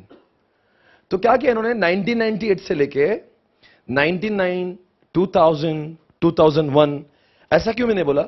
Because 3 साल तक उन्होंने कुछ किया ही नहीं। समझ गया मुझे क्या बोलना है? और बाद में 2001 में लगा कि यार आप कुछ और कर सकते। Acquire Paralabs 2001 due to which Google Docs. आज देखोगे कि MS वर्ड जैसा गूगल डॉक आता है। गूगल कभी भी माइक्रोसॉफ्ट के, गूगल का और माइक्रोसॉफ्ट का जमता नहीं है। तो Google will never use Microsoft documents. तो गूगल में जो खुलता है वो किस में खुलेगा समझो, गूगल डॉक बोल के आता है एक, तो उसने उसको एक्वायर किया। एक्विजिशन ऑफ यूट्यूब किया 2006 में 1.6 बिलियन में। कितना सस्ते में खरीदा। आज गूगल के यूट्यूब की वैल्यू जानते हो, बहुत ज्यादा, वैल्यू भी नहीं निकाल सकते। इन ईयर 2006 अक्टूबर जो भी लिखा है, ये क्या लिखा, web based business bolster for increasing position in what online document, ये उन्होंने एक्वायर किया। ये एक्वायर किया, इसकी बात की जानो कि तो 2010 में दे हैव एक्वायर्ड एंड्रॉइड। 2008 में उन्होंने नासा से टाइप किया, जो यहां पे लिखा नहीं पर मैं इसे बता रहा हूं। ये 1 पॉइंट हुआ, ये 2 पॉइंट हुआ, ये तीसरा पॉइंट हुआ। 3 बातें बताई अभी तक, 3 ऑब्जेक्टिव खत्म हो गए। आपको सिर्फ बता रहा मैं कौन सा बोल रहा हूं। चौथा मैं दिखा रहा हूं ना, दिखा रहा हूं। चौथा पॉइंट आपके सामने क्या लिखा है, क्या लिखा है यहां पे, मैं चौथा पॉइंट पढ़ रहा हूं, आप बता देना चौथा पॉइंट क्या रहेगा। More than 35,000 organizations across 160 countries use smart sheets to organize, plan, execute broad spectrum of project processes. लिखा है including और इसमें उसके ऊपर वाला भी क्या लिखा है, Google is a building data centers all over the world which are more equipped than other data centers. मतलब गूगल ने बहुत डेटा सेंटर्स बनाए ताकि लोग ना, आप देखते हो आज गूगल में नाम लिखने से पहले आंसर आता है। मतलब अगर आपका इंटरनेट जोरों में है तो गूगल से कोई प्रॉब्लम नहीं हो सकता, आपने नाम डालने से पहले आपको आंसर मिलेगा, राइट। ये भी एक बात है। और last point, now check it out, last में तो लिखा ही है प्रॉफिटेबिलिटी। ये $1 मिलियन है, ये मिलियन, जरा पैसे तो देखो कितने हैं। 2012 का बता रहा, बहुत पुराना डेटा है वैसे भी। 30,000 मिलियन $, 30,000 मिलियन, मिलियन बोलो 10 लाख, मल्टीप्लाइड बाय 60, इतना पैसा एक साल में कमाती गूगल। आपका समय जो आपको सीक्वेंस में बताना है, मैंने क्या पहले बोला, दूसरे पे क्या बोला, तीसरे पे, चौथे पे, पांचवे पे आपको जवाब देना है। 5 चीजें मैंने बोली, वो कौन सी थी। जिसको बिजनेस आता है बड़ा मजे लीजिए, सब्जेक्ट का सब्जेक्ट आउटस्टैंडिंग है। आपने जो इसके पहले पढ़ा था थियरी था, अभी उसका प्रैक्टिकल है। हर कोई कॉन्सेप्ट पढ़ेंगे प्रैक्टिकल के साथ में, थियरी बिल्कुल नहीं पढ़ाऊंगा। Highly confident, highly confident. Chintu red T shirt आएंगे आप, बहुत दिनों से इसको मुझे बुलाना था, आजा अभी। श्योर है ना, आंसर देंगे आप पक्का। आइए, बहुत स्वागत है आपका इस शो पे। क्या नाम है आपका? यश। यश चोपड़ा के लिए बस जोरदार डाले, क्या बात है। यश आपका भी नाम है, राइट। और इन्होंने जब भी बोला सही बोला, उम्मीद आपसे भी यही करते हैं। क्या है पहला पॉइंट, ये मैं बता रहा हूं। जैसे गूगल ने 1997 में स्टार्ट किया होगा सर, पहले वो सर्वाइवल पार्ट था उनका, सर्वाइवल पार्ट था। क्योंकि जब कोई इंसान पैसा कभी डालेगा सर्च इंजन, तो पहले यही सोचेगा जितना पैसा मैं लगा रहा हूं उतना तो निकल जाए। 1998, 99, 2000, 2001 तक उन्होंने अपने आप को कुछ नहीं किया। स्टेबिलिटी मतलब क्यों स्टेबिलिटी बोला आपने? सर जब स्टार्ट किया था ना, तब उनको फिर बाद में लगा कि अब कुछ प्रॉपर हुआ है, थोड़ा बहुत उन्होंने कमाना चालू कर दिया था। हाँ, तो मतलब उन्होंने अपने आप को स्टेबल किया। हाँ। मतलब क्या नहीं किया? हाँ, एक्वायर नहीं किया। जैसे मैंने 2008 में कोचिंग क्लासेस चालू की है, 2014 तक मैं पुणे में ही था ना। This means I have stabled my self. अगर मेरे को ही मैं स्टेबल नहीं हूं और डायरेक्टली अगर एक्सपेंशन करूंगा, ऐसा नहीं होगा। कोई भी अगर ऑर्गेनाइजेशन पहले स्टेबल करती है अपने आप, बाद में क्या सोचती है? थर्ड वाला पॉइंट क्या है? उन्होंने यूट्यूब को लिया है, उन्होंने, ये क्या है? ग्रोथ है। हाँ। तीसरा पॉइंट भी सही है। चौथा पॉइंट ये रहा आपके सामने। अब उन्होंने क्या किया है? एफिशिएंसी बढ़ाया। ऐसा क्यों लगा? ये थोड़ा सा पॉइंट क्रिटिकल लगता है मुझे। क्यों सर? एक ग्रोथ से वो और आगे गए सर। नहीं, पर एफिशिएंसी क्यों है? मतलब उन्होंने बहुत सारे डेटा सेंटर्स बनाए। हाँ। और उनको फास्ट मिलने लगा। एफिशिएंसी हुई मतलब क्या हुआ सर? फास्ट चलने लगा। जैसे अभी गूगल आप टाइप करो, पहले आ जाता है, पहले आंसर आएगा। मतलब ऐसा नहीं है कि एफिशिएंसी मतलब कम समय में ज्यादा काम है, वो भी तो एक ऑब्जेक्टिव होता है। जैसे इन्होंने बोला है कि इनका जो सुरभि नाम का ब्रांड है, राइट, उन्होंने उसका क्या किया, पहले मैन्युअली काम चल रहा था। सवेरा सुना आपने क्या किया था? आंटी फिर पहले पापड़ और पिकल बना दी थी, अभी सब ऑटोमेटिक हो गया है। तो पहले आंटियां जो काम करती है वो कौन कर रहे हैं? अब वो सब ये कर रहा है, ऑटोमेशन मशीन कर रहा है। एंड द लास्ट पॉइंट ये प्रॉफिटेबिलिटी का है, वो तो लिखा ही था। बिल्कुल आपका जवाब एकदम दिल में गया है। क्या आप सभी को समझ गया है? ये तो प्रैक्टिकल एग्जांपल फॉर गूगल के सारे 5 ऑब्जेक्टिव आपने देखे हैं। मतलब गूगल के भी 5 ऑब्जेक्टिव, मतलब गूगल भी स्टेबिलिटी से गुजरा है, गूगल भी सर्वाइवल से। कई लोगों को लगता है बेटा कि जो बहुत पैसा ले उसने कभी जिंदगी में खराब दिन देखी ही नहीं, मतलब डायरेक्ट वो ग्रोथ में जंप किया, ऐसा नहीं होगा। हर आदमी जब बिजनेस आएगा तो इस टाइप का है। से भाई कोई भी बॉलीवुड का स्टार भी ले लो भाई, दीपिका पादुकोण स्टेबिलिटी सर्वाइवल से गई है। पहली बार ब्रेक मिला था वो हिमेश रेशमिया के सॉन्ग में आई थी, सबसे पहली बार हिमेश रेशमिया ने लाया था उसको। मालूम है कौन सा सॉन्ग था वो? तब उसका शुरुआत की थी, तब तो सर्वाइव तेरा तेरा तेरा सुरूर। उसके पहले भी और एक गाना था, अब तो हॉलीवुड में है सर। वो दूसरा था तेरा तेरा सुरूर का दूसरा गाना था एक, और एक तरफ से हिमेश रेशमिया था और एक तरफ से वो थी। सोचो हिमेश के साथ में काम किया उसने। मतलब हर किसी आदमी का एक टाइम होता है। आप बोलो कि आप तो Deepika Padukone has become the most, क्या बेटा तो हॉलीवुड चलेगा ये। हॉलीवुड चलेगी, देखो कितना आगे जा रहा है। क्या आपको दीपिका को देखते लगता है उसने एक्सपेंशन किया है? हाँ।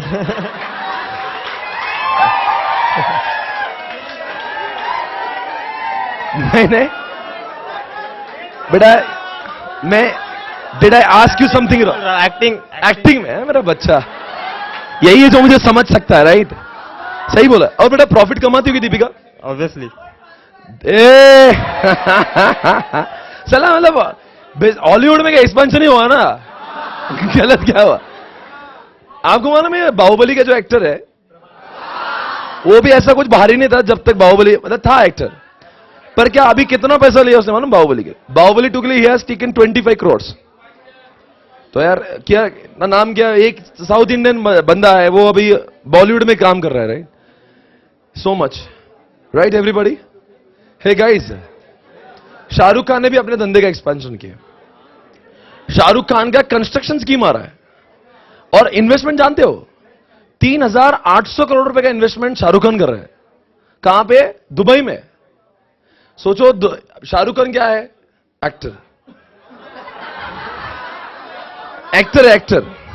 and he has invested 3,800 crores rupees। Shahrukh Khan कैसा है? सिर्फ एक्टर नहीं है वो, is a very good businessman. कितने सारे है उसका, वो अपने आईपीएल से पैसे कमाता है, केकेआर से पैसे कमाता है, कितना बॉलीवुड से कमाता है।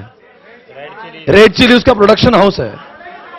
Don't you think? नहीं फॉरगेट अबाउट दैट। मुझे शाहरुख खान से मुझे मेरा फेवरेट भी नहीं है वो, पर I am saying you know, do you think he has the business sense? कितना दिमाग है क्या? नहीं, क्या जाके क्रिकेट की टीम लेता है, कुछ कितना डाइवर्सिफाइड है, कहा तो बॉलीवुड में, कहा तो क्रिकेट की टीम ले रहा है। He has expanded so much, right? तो ऐसा होता है दुनिया में हर कोई। बेटा बहुत यश हमारे शो पैनल लिए बहुत बहुत शुक्रिया, हम आपको प्राइज कर देंगे। Thank you very much.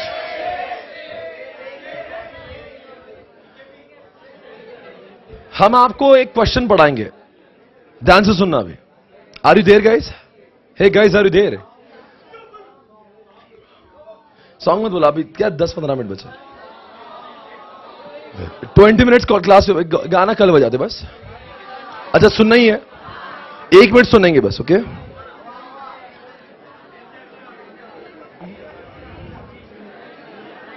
अगले 2 मिनट कोई पढ़ाई नहीं, सिर्फ मस्ती करेंगे, ओके?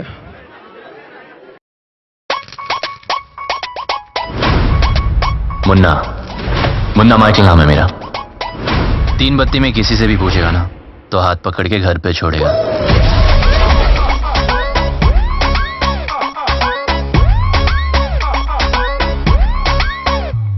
मेरी शान दिगंग करती है, डे नाइट ये कॉल करती है, कभी गड्डी में ले जाओ कभी शॉपिंग करा, हर रोज ये तंग करती है। मेरी वाली डिंग डंग डिंग डंग डिंग डंग डिंग डंग डिंग डंग करती है, ये मेरी वाली डिंग डंग डिंग डंग डिंग डंग डिंग डंग डिंग डंग करती है, ये मेरी वाली डिंग डंग डिंग डंग डिंग डंग डिंग डंग डिंग डंग करती है। मुझे व्हाट्सएप ये करता है, लोकेशन चेक करता है, तुम यहाँ पे न जाना तुम वहाँ पे न जाना, सारा रोज ये शक करता है। मेरा वाला डिंग डंग डिंग डंग डिंग डंग डिंग डंग डिंग डंग करता है, ये मेरा वाला डिंग डंग डिंग डंग डिंग डंग डिंग डंग डिंग डंग करता है, मेरा वाला डिंग डंग डिंग डंग डिंग डंग डिंग डंग डिंग डंग करता है, ये मेरा वाला डिंग डंग डिंग डंग डिंग डंग डिंग डंग डिंग डंग करता है।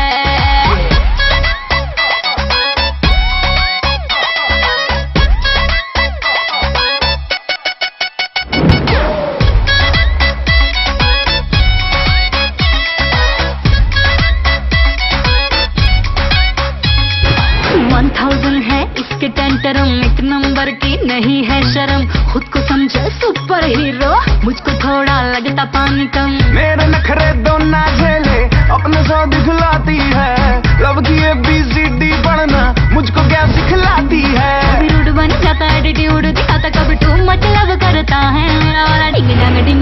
डिंग डंग करता है ये मेरा वाला डिंग डंग करता है मेरा वाला डिंग डंग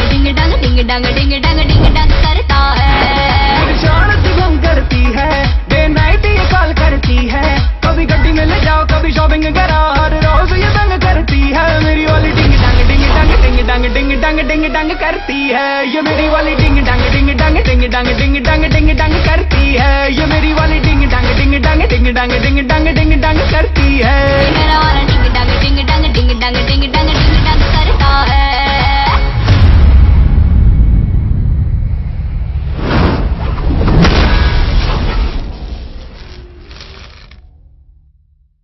Okay, guys, welcome back.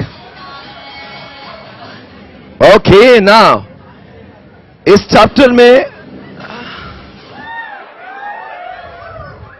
आगे बढ़ रहा हूं मैं. अगले एक कॉन्सेप्ट के लिए मैं मिल रहा हूं आपसे. बहुत ही जोरों का कॉन्सेप्ट है, मजा आएगा सुन के भी, एकदम सुपर्ब. इस चैप्टर का आखिरी कॉन्सेप्ट जिसका नाम है पोर्टल बाबा. माइकल मुन्ना माइकल ने बेटा आखिरी देखो माइकल पोर्टर, बस वही आदमी वो जो दिख रहा है.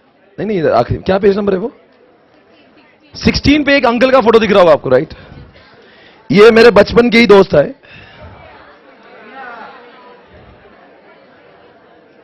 ये जो भी होगा ध्यान से देखिए, ये इंसान है. सर ये आदमी कौन है कौन? ये वैसे हार्वर्ड यूनिवर्सिटी में मतलब वैसे एक प्रोफेसर है, सुनिए. वैसे इस आदमी को देखिए, ये आदमी नहीं बहुत बड़ा एक मैनेजमेंट गुरु है. सर ये है कौन? वैसे अक्सर किताबों में थ्योरी उनके आती जो मर जाते हैं. मरने के बाद लोगों के विचार आते हैं कि इस आदमी ने ये बोला था. ये आदमी अभी जिंदा है, 70 साल की उम्र है. ये प्रोफेसर है और मैनेजमेंट पढ़ाते हैं. और इस आदमी ने बिजनेस कैसे करना है ये हजारों लाखों लोगों को समझाया. बहुत होशियार आदमी, देखो चेहरे में दिख रहा है. वेरी वेरी ब्रिलियंट, बहुत ज्यादा. अरे मतलब इसके लेक्चर अगर दे रहा है,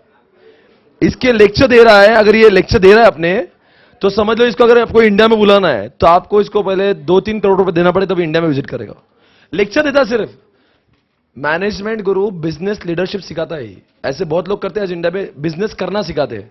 ये उसी में से एक है. बहुत होशियार आदमी है. इस आदमी की एक थ्योरी दुनिया में बहुत पॉपुलर होती है जिसका नाम यही आपकी जो किताब में लिखा है, माइकल पोर्टर के 5 फोर्सेस. सर ये कॉन्सेप्ट में मजा आएगा? अरे मजा नहीं, माहौल बनेगा. अब देखो ध्यान से देखिए, स्क्रीन पे कुछ आ रहा है. अब बताना मैं क्या बोल रहा हूं. बिजनेस ऑब्जेक्टिव वाला क्वेश्चन हो गया, सब्जेक्ट का इंट्रोडक्शन हो गया, टॉप 10 लोग देख लिए. ये एक अगला कॉन्सेप्ट है. क्या लिखा है यहां पे? ये 5 फोर्सेस है. आपका ध्यान है तो बहुत क्लियरली समझाऊंगा और बहुत प्रैक्टिकली समझाऊंगा, राइट. आप समझ लेना, अगर किसी भी इंसान को अगर बिजनेस ऑन करना है, बिजनेस स्टार्ट करने से पहले बोल रहा हूं, पहले माइकल पोर्टर कहते हैं पहले मुझसे सुनो कि बिजनेस में पैसा लगाना चाहिए कि नहीं लगाना चाहिए. अगर मैं कहता हूं कि पैसे लगाओ तो ही लगाना, वरना मत लगाना, नहीं तो धंधे में नुकसान होगा. विजय माल्या को बोला था माइकल पोर्टर ने, पैसा मत लगा विजय, बहुत ऊपर जाएगा. नहीं सुना ना, ग्रैंड मस्ती किया है. विजय को बोला था, देख विजय तू जिस धंधे में जा रहा है, देख एक पॉइंट समझा रहा है, पूरा अंदर जाएगा. देखो इंडस्ट्री राइवलरी लिखा है. राइवल्स का मतलब होता है खूंखार कॉम्पिटिटर्स. आम जनता नहीं, कॉम्पिटिटर्स तो बहुत होते रहे, जलवे बिखरने वाला कॉम्पिटिटर, जैसे कोक पेप्सी. राइवल समझता है, कांटे की टक्कर है, मतलब जोर होगा. राइवल्स उसको बोलते हैं. राइवल्स मतलब क्या है? इधर छपरी आदमी नहीं, एकदम जैसे मान लो कि मैकडी केएफसी. आपको एक सुन के लेना. अब बताओ Kingfisher, when Kingfisher was launch in India, पहले माइकल पोर्टर को मैंने कहा देख विजू पूछ, विजू माइकल से पूछ तो अंदर जाएगा. बोले नहीं, मैं लोगों को पानी का पैसा लेता हूं. वैसे Vijay Mallya is very very ऊपर वाला आदमी है, वो बर्बाद नहीं है. उसके यूबी ग्रुप में आज भी बहुत पैसा है. उसकी दारू सर, वो मतलब क्या, यूनाइटेड ब्रेवरीज, जानते हो क्या ही है. थोड़ा बहुत दारू का नॉलेज रखने वाले लोग और नहीं रखने वाले लोग भी. मैं पीने की बात नहीं कर रहा हूं, मैं बात कर रहा हूं पिलाने वालों की. 100 ब्रांड अगर बिकते हैं, 100 ब्रांड दारू के, 70% ब्रांड विजय माल्या के होते हैं. भारत का आदमी आज चैन की नींद सिर्फ विजय की वजह से लगाता है, सोता है.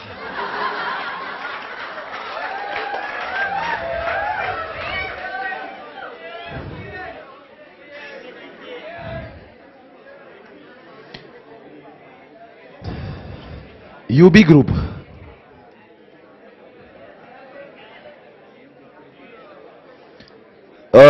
आएगा ये, जाने दो वैसे।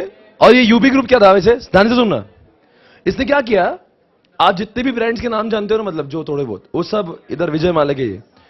ये विजय माल्या इतना चालाक आदमी है, जो 2 नंबर पे कंपनी, वो सब दिखाता हो, डेटा भी आने दो। इसने क्या किया था, जो 2 नंबर की दारू वाली कंपनी थी उसको भी एक्वायर कर ले। अब वर्ल्ड के पहले इसका 50 कुछ % शेयर था मार्केट में, सेकंड वाले का 20-25 था। सोचो उसको भी एक्वायर कर लिया। जो मेरा सेकंड नंबर का कॉम्पिटिटर था उसको भी एक्वायर कर लिया। अब 70% लोग जब पीते हैं तो समझ लो विजय माल्या के नाम पे भी थे। आज भी वो बर्बाद सिर्फ एयरलाइन में हुआ है। ध्यान से सुनना, वह आदमी आपको लगता है ना आप बहुत नीच देखते हो ना, नीच है, ए बात करने से पहले 10 बार सोचना उससे, वो विजय माल्या है, राइट। पर उसने इतनी बात, जब उसका किंग, आपको तो Kingfisher airlines was one of the subsidy of the UB group. दारू वाले ने क्या कहता, अपने थोड़ा पैसा निकाल के उन्होंने किंगफिशर, सब्सिडी समझते हैं ना, एक किंगफिशर एयरलाइन स्टार्ट किया था। और वो एयरलाइन उसका लॉस मेकिंग था। मैंने बोला था माइकल से पूछ ले, माइकल ने बोला था देख विजू अच्छा नहीं है, ये प्रोजेक्ट अच्छा नहीं तो मत कर। बोले नहीं मैं करूंगा, कर ले जिस, हाँ बिल्कुल सही बोल रहे। बताओ अगर थोड़ा नॉलेज है तो बताइए, आज एयरलाइन इंडस्ट्री में किसका मार्केट शेयर ज्यादा है, कौन राइवल्स है? फालतू के जवाब मतलब कोई भी एयरलाइन का नाम मत बोलो। Indigo, Go Air, Vistara, jet Airways, Vistara, air Asia, spice jet, Indigo, air India. सुनेंगे आप? पहली बात तो ये सुन लो, थोड़ा नॉलेज बताओ, कौन सी एयरलाइन की कंपनी आज भारत में सबसे आगे है? सबसे ज्यादा क्या है यार, कनेक्टेड है। सबसे ज्यादा चलने वाला जो है, आज आपको जानकर थोड़े सा ताजुब होगा कि यार इतनी सारी एयरलाइन है, इनमें से सिर्फ 2 ही कंपनीज है, 2 कंपनीज जो 2015-16 में प्रॉफिट कमा पाई। समझ रहे हो? सर फिर बाकी सारे लॉस मेकिंग है। एयरलाइन का बिजनेस करना एक हवा है, एक ग्लैमर है, ग्लैमर। एयरलाइन बोलेंगे जेट एयरवेज का ओनर है, कैसा देखेंगे आप उसके पास? ग्लैमर है ना, बाकी धंधे में लॉस हो रहा है।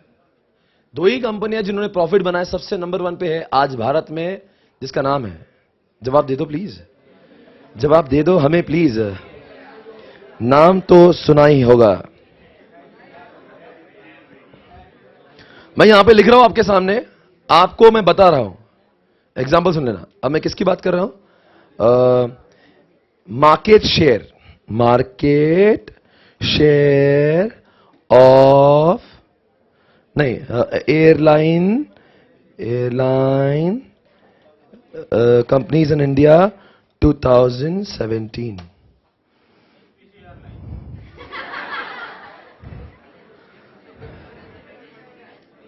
ध्यान से देखिए, दिख रहा है इंडिगो 42% पे, इंडिगो आज भारत में सबसे आगे है।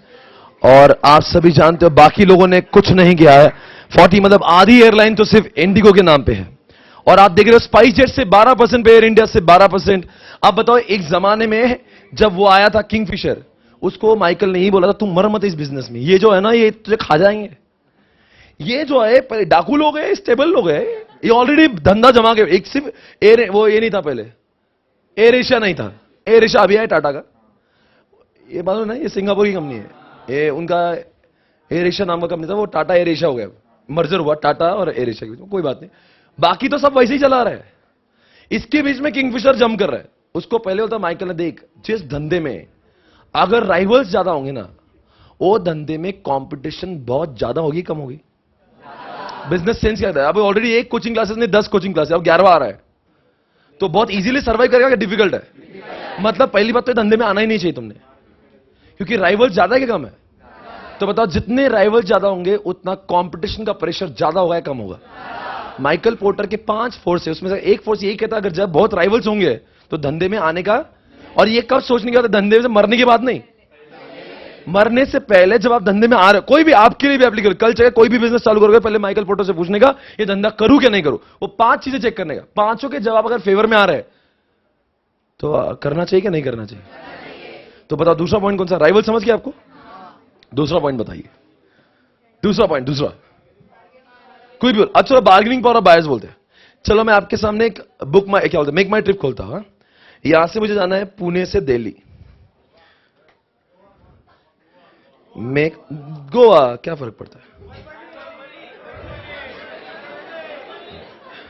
अभी मैं लॉन्च कर रहा हूं ना परबनी एयरलाइंस, कुछ भी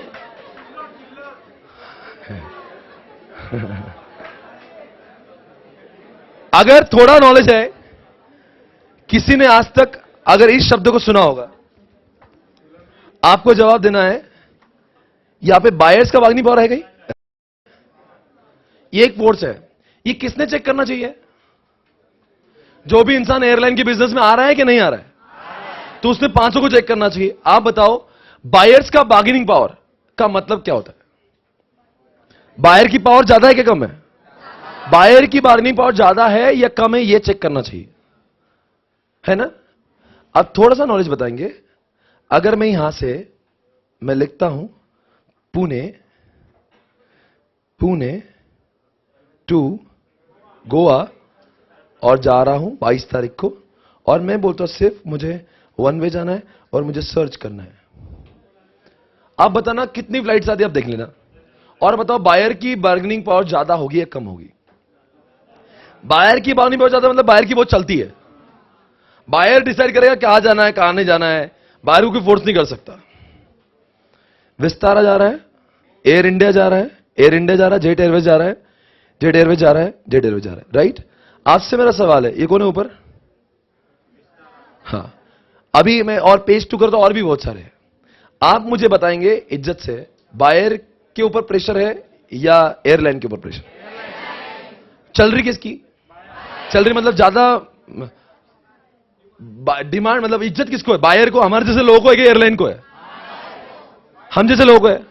अरे इतनी सारी है, मैं डिसाइड करूंगा ना। अगर मार्केट में अगर एक ही चीज बेचने वाला होता, जैसे कि एग्जांपल मैं आपको दे रहा हूं, मोनोपोली का है IRCTC, झक मार के वहीं जाना है, वो बोलेगा नहीं ये तो नहीं है तो वो जितने रेट में बोल रहा है, आप बोलेंगे नहीं नहीं अगर ये नहीं रेलवे तो मैं दूसरी रेलवे में जाऊंगा।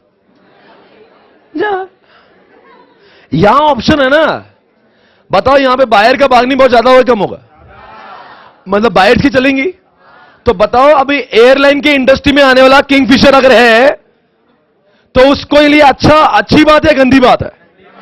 क्यों? उसके लिए फेवरेबल है अनफेवरेबल है? क्योंकि वो जब लाएगा, अरे बोलो ना यार, तो उसकी चलेगी या नहीं चलेगी?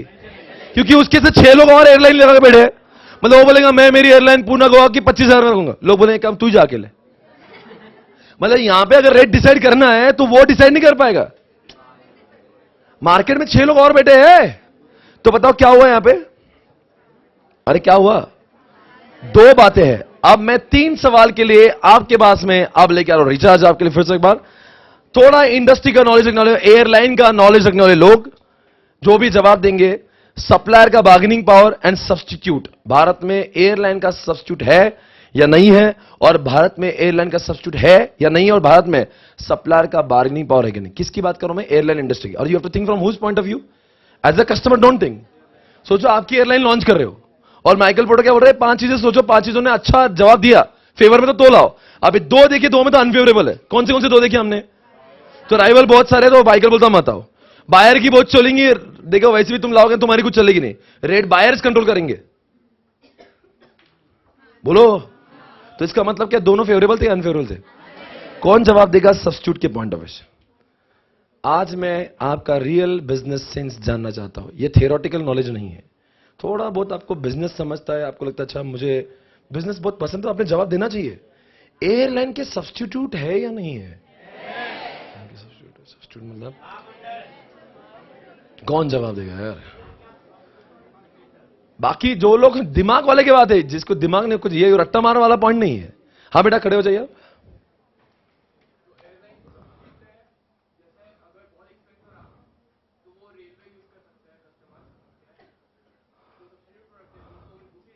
इनका बोलना है एयरलाइन का सब्स्टिट्यूट रेलवे हो सकती है, और जहाज भी हो सकती है, रोड भी हो सकता है। आप फिर से बोले, जवाब दीजिए। आपका ये सवाल है एयरलाइन का सब्स्टिट्यूट रेलवे बस है या नहीं है? आधे लोग हाँ बोल रहे, आधे लोग नहीं बोल रहे, और आप कहते हो आप आईपीसीसी में हो। आपको ये भी सब्स्टिट्यूट का मतलब समझता है? चाय का सब्स्टिट्यूट कॉफी है, पर चाय का सब्स्टिट्यूट शरबत नहीं है, पेप्सी नहीं है, कोक नहीं है। अंदर सब आपको क्या लगता है? आप सर मेरे को नहीं लगता है एयरलाइन का ऐसा। एयरलाइन का क्यों? जो इंसान हवा में उड़े तो वो रेलवे से जाएगा। न कैसे जाएगा सर? क्यों रेलवे नहीं जाती? हवा से थोड़ी जाएगा। नहीं नहीं, हवा से नहीं, वैसा नहीं बोल रहा हूं। मान लो अभी नहीं जाए तो क्या रेलवे सब्स्टिट्यूट होगा या नहीं होगा? हाँ कि नहीं? नहीं। कितने लोग ना, मतलब रेलवे सब्स्टिट्यूट नहीं है, और बाकी लोग कितने लोग हाँ है? And the correct answer is, आप ही जवाब देंगे, मैं नहीं। अगर मैं आपको समझाता हूं, मैं अभी 2 दिन दिल्ली गया था, सैटरडे संडे। आप बोलते सर एक काम करो, पैसे बचाओ, रेलवे से जाओ, तो मेरी क्लास को 2 दिन नहीं 4 दिन की छुट्टी देना पड़ती। तो इसका मतलब है कि आप ये नहीं कह सकते कि रेलवे सब्स्टिट्यूट है। रही बात इंडिया के, अब इंटरनेशनल टूर में तो बिल्कुल सब्स्टिट्यूट नहीं है। आप बोले मैं रोड से चल जाऊं, तो कहां से जाएंगे बेटा? बोले मैं गड्डी भी जाऊंगा, जा। रेलवे में जाऊंगा, जा। इंटरनेशनल लेवल पे क्या वो सब्स्टिट्यूट है? नहीं है। और ट्राई टू अंडरस्टैंड, एक होती है स्पीड मैच। भारत में एयरलाइन का स्पीड जो उड़ता है 850 किलोमीटर प्रति आवर का स्पीड चलता है। 35,000 फीट हवा में ऊपर उड़ता है, और स्पीड रहती है 1 घंटे में 850 किलोमीटर तेजी से रफ्तार से भागता है। और रेलवे का मैक्सिमम स्पीड, वो भी राजधानी एक्सप्रेस का, भारत ने नोन किया था 290 या 310 कुछ तो। और वो भी भारत में हर कोई राजधानी नहीं है। कुछ पैसेंजर में जाओगे तो आपको समझे ना आपके साथ क्या हो रहा है। और कभी भी बाजू में लग जाती हो, बाजू में लगा 2-2 घंटे तो वहीं रुक बोले। रेलवे में ऐसे लोग फुर्सत में ही रहते हैं। Try to understand. अगर मुझे एक दिन मान लीजिए मैं मोदी जी को बोल रहा हूं, मोदी जी आप क्या करो, पैसा बचाओ, ये जेट मत यूज करो, प्राइवेट जेट, रेलवे से घूमो। Do you think it is a substitute? No. आप बताओ, जवाब देना, सब्स्टिट्यूट है कि नहीं है? रोड तो बिल्कुल नहीं है, रेलवे थोड़ा बहुत आपको लगता होगा पर वो भी नहीं है, क्योंकि टाइम कंस्ट्रेंट है। आप मुझे बताओ, अच्छी बात है गंदी बात, किसके पॉइंट ऑफ व्यू से? आपके पॉइंट ऑफ व्यू से नहीं। एक एयरलाइन जो इंडस्ट्री ला रहा है, वो उसके लिए थोड़ा दिमाग लगाओ, फालतू जवाब मत देना कि ये अच्छी बात है गंदी बात है। क्यों? लोगों को झक मार के फ्लाइट में घूमना ही पड़ेगा, मतलब फ्लाइट का अपना एक इज्जत है, मतलब दुनिया इधर की उधर हो जाएगी, फ्लाइट का बिजनेस चलता ही रहेगा। मतलब 3 पॉइंट में से 1 पॉइंट लगा जो मुझे फेवरेबल है। हां, चौथा पॉइंट आ रहा है आपके सामने, सप्लायर्स का बार्गेनिंग पावर। थोड़ा नॉलेज बताएंगे, वर्ल्ड के अंदर एयरलाइन बनाने वाले कितने लोग हैं? एयरलाइन बनाने वाले सप्लायर ज्यादा है या कम है? आज समझ आएंगे आपको कितना जनरल नॉलेज है। कम है। और क्या बताएंगे कितने, और क्या नाम है? अभी मूवी टिकट दे देंगे खड़े खड़े आपको। नाम बताओ, हाथ ऊपर करके, हाथ ऊपर करेंगे।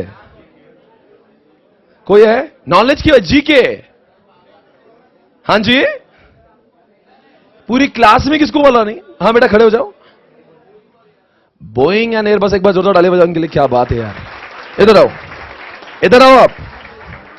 अरे इधर आओ, नहीं क्या हम बुला रहे हैं, हम यहां की सरकार है, इधर आओ। यह कह रहा है पूरे वर्ल्ड में एयरलाइन, एयरक्राफ्ट बनाने वाले, बहुत बड़ी खबर है आपके लिए। इधर आ जाओ बेटा। कौन से कंपनी का नाम दिया? सर बोइंग और एयरबस। और इनका जवाब बिल्कुल सही है, बोइंग एंड एयरबस। ये 2 ही कंपनियां हैं पूरे विश्व में, इंडिया की बात, विश्व में जो एयरलाइन बनाती है। इनके अलावा एयरक्राफ्ट कोई बनाता ही नहीं है। अब बताओ बेटा, सोचने की बात है। वैसे तुमने कहां सुना था ये? सर वो नेशनल जियोग्राफिक पे देखा। आपने कभी देखा था कैसे? वैसे आपने सही बोला, पर थोड़ा नॉलेज बताएंगे। ये माइकल पोर्टर का चेहरा आप जानते हो? ये थोड़ी देर पहले हमने इनको देखा था, अंकल आए थे एक, राइट? ये अंकल आप बताएंगे, ये अंकल बोल रहा है, क्या बोल रहा है मालूम है? ये कह रहे हैं क्या कह रहे हैं कि जिस धंधे के सब्स्टिट्यूट ज्यादा नहीं, वो अच्छी बात है गंदी बात? किंगफिशर के लिए कुछ भी हलकट जवाब मत दो। अगर मान लो मैं एयरलाइन और हम सब किंगफिशर के ओनर है, हम एयरलाइन चालू करेंगे और बेचने वाले एयरक्राफ्ट देने वाले सिर्फ 2 ही लोग हैं, तो ये हमारे एयरलाइन इंडस्ट्री के पॉइंट ऑफ व्यू से being the owner of Kingfisher अच्छी बात है गंदी बात? बिजनेस करने वाले सारे लोग बताएंगे। गंदी बात क्यों? सर, बार्गेनिंग पावर नहीं कर सकते। मतलब हम बोलेंगे ना इतने में दे, वो बोल रहा है एक फ्लाइट आपको मिलेगा 120 करोड़ में, मैं बोलूँ नहीं हमको नहीं देंगे। मैं बोलूंगा 40 करोड़ में दे रहा क्या? बोले नहीं देंगे। मैं बोलूँ मैं नहीं लूंगा। बोले मान दे। बोले मैं किसी और से लेके दिखा। नहीं लेके दिखा ना। बोले मैं किसी से भी लेके दिखा फिर। और ये बोइंग और एयरबस जो है ना, ये दोनों का एकदम मस्त कोलैबोरेशन है। उन्होंने मस्त मार्केट को कवर किया। ये आधे वर्ल्ड को बेचते हैं, आधे वर्ल्ड को बेचता है। अब तुमको बोले मुझे नहीं लेना है, मत ले।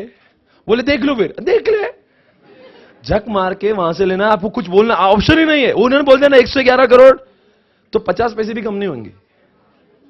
समझ में आ रहा है? क्योंकि बेचने वाला, अगर मार्केट में 2 ही लोग बेचने वाले हैं, बोलो ना, तो किसकी चलेंगे बेटा? उनकी चलेंगी या किंगफिशर के ओनर की? उनकी चलेगी। उनकी चलेगी। ये बात फेवरेबल लगती है अनफेवरेबल? तो मतलब अभी तक के जितने भी 4 पॉइंट्स देखे, 4 में से 3 तो ये कह रहे कि ये तुम्हारे लिए अच्छी बात नहीं है, ये धंधा करो क्या मत करो, और एक फैक्टर कह रहा तुम करो। अब आप बताना। थैंक यू बेटा, thank you very much show पे आने के लिए। पोटेंशियल एंट्रेंट्स, कोई जवाब देंगे? पोटेंशियल एंट्रेंट्स मतलब नए धंधे में नए लोग बहुत आ रहे।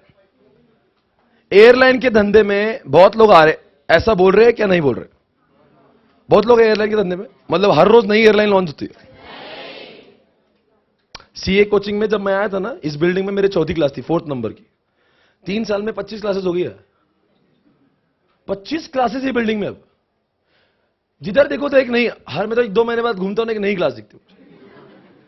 अब बताओ ये न्यू एंट्रेंट्स है कि नहीं है?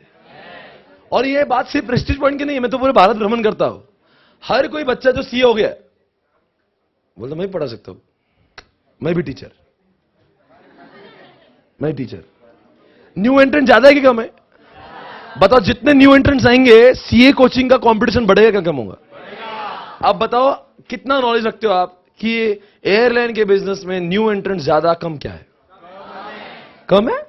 कुछ भी कह रहे हो आप। क्यों कम है सर? ये पूरे जिंदगी में जब से मैं पैदा हुआ ना, और मुझे एयरलाइन समझती है, ये 4-5 लोग ही रहते हैं। ये बहुत मेरे अरसों बाद एक कंपनी को देखा मैंने।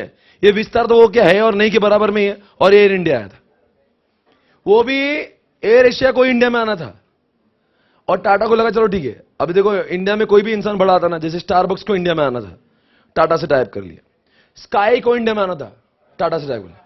वैसे स्काई अलग है, टाटा अलग है। लोगों को लगता है टाटा स्काई है। Sky is not the product of Tata, sky is the company, type वो है टाटा के साथ में।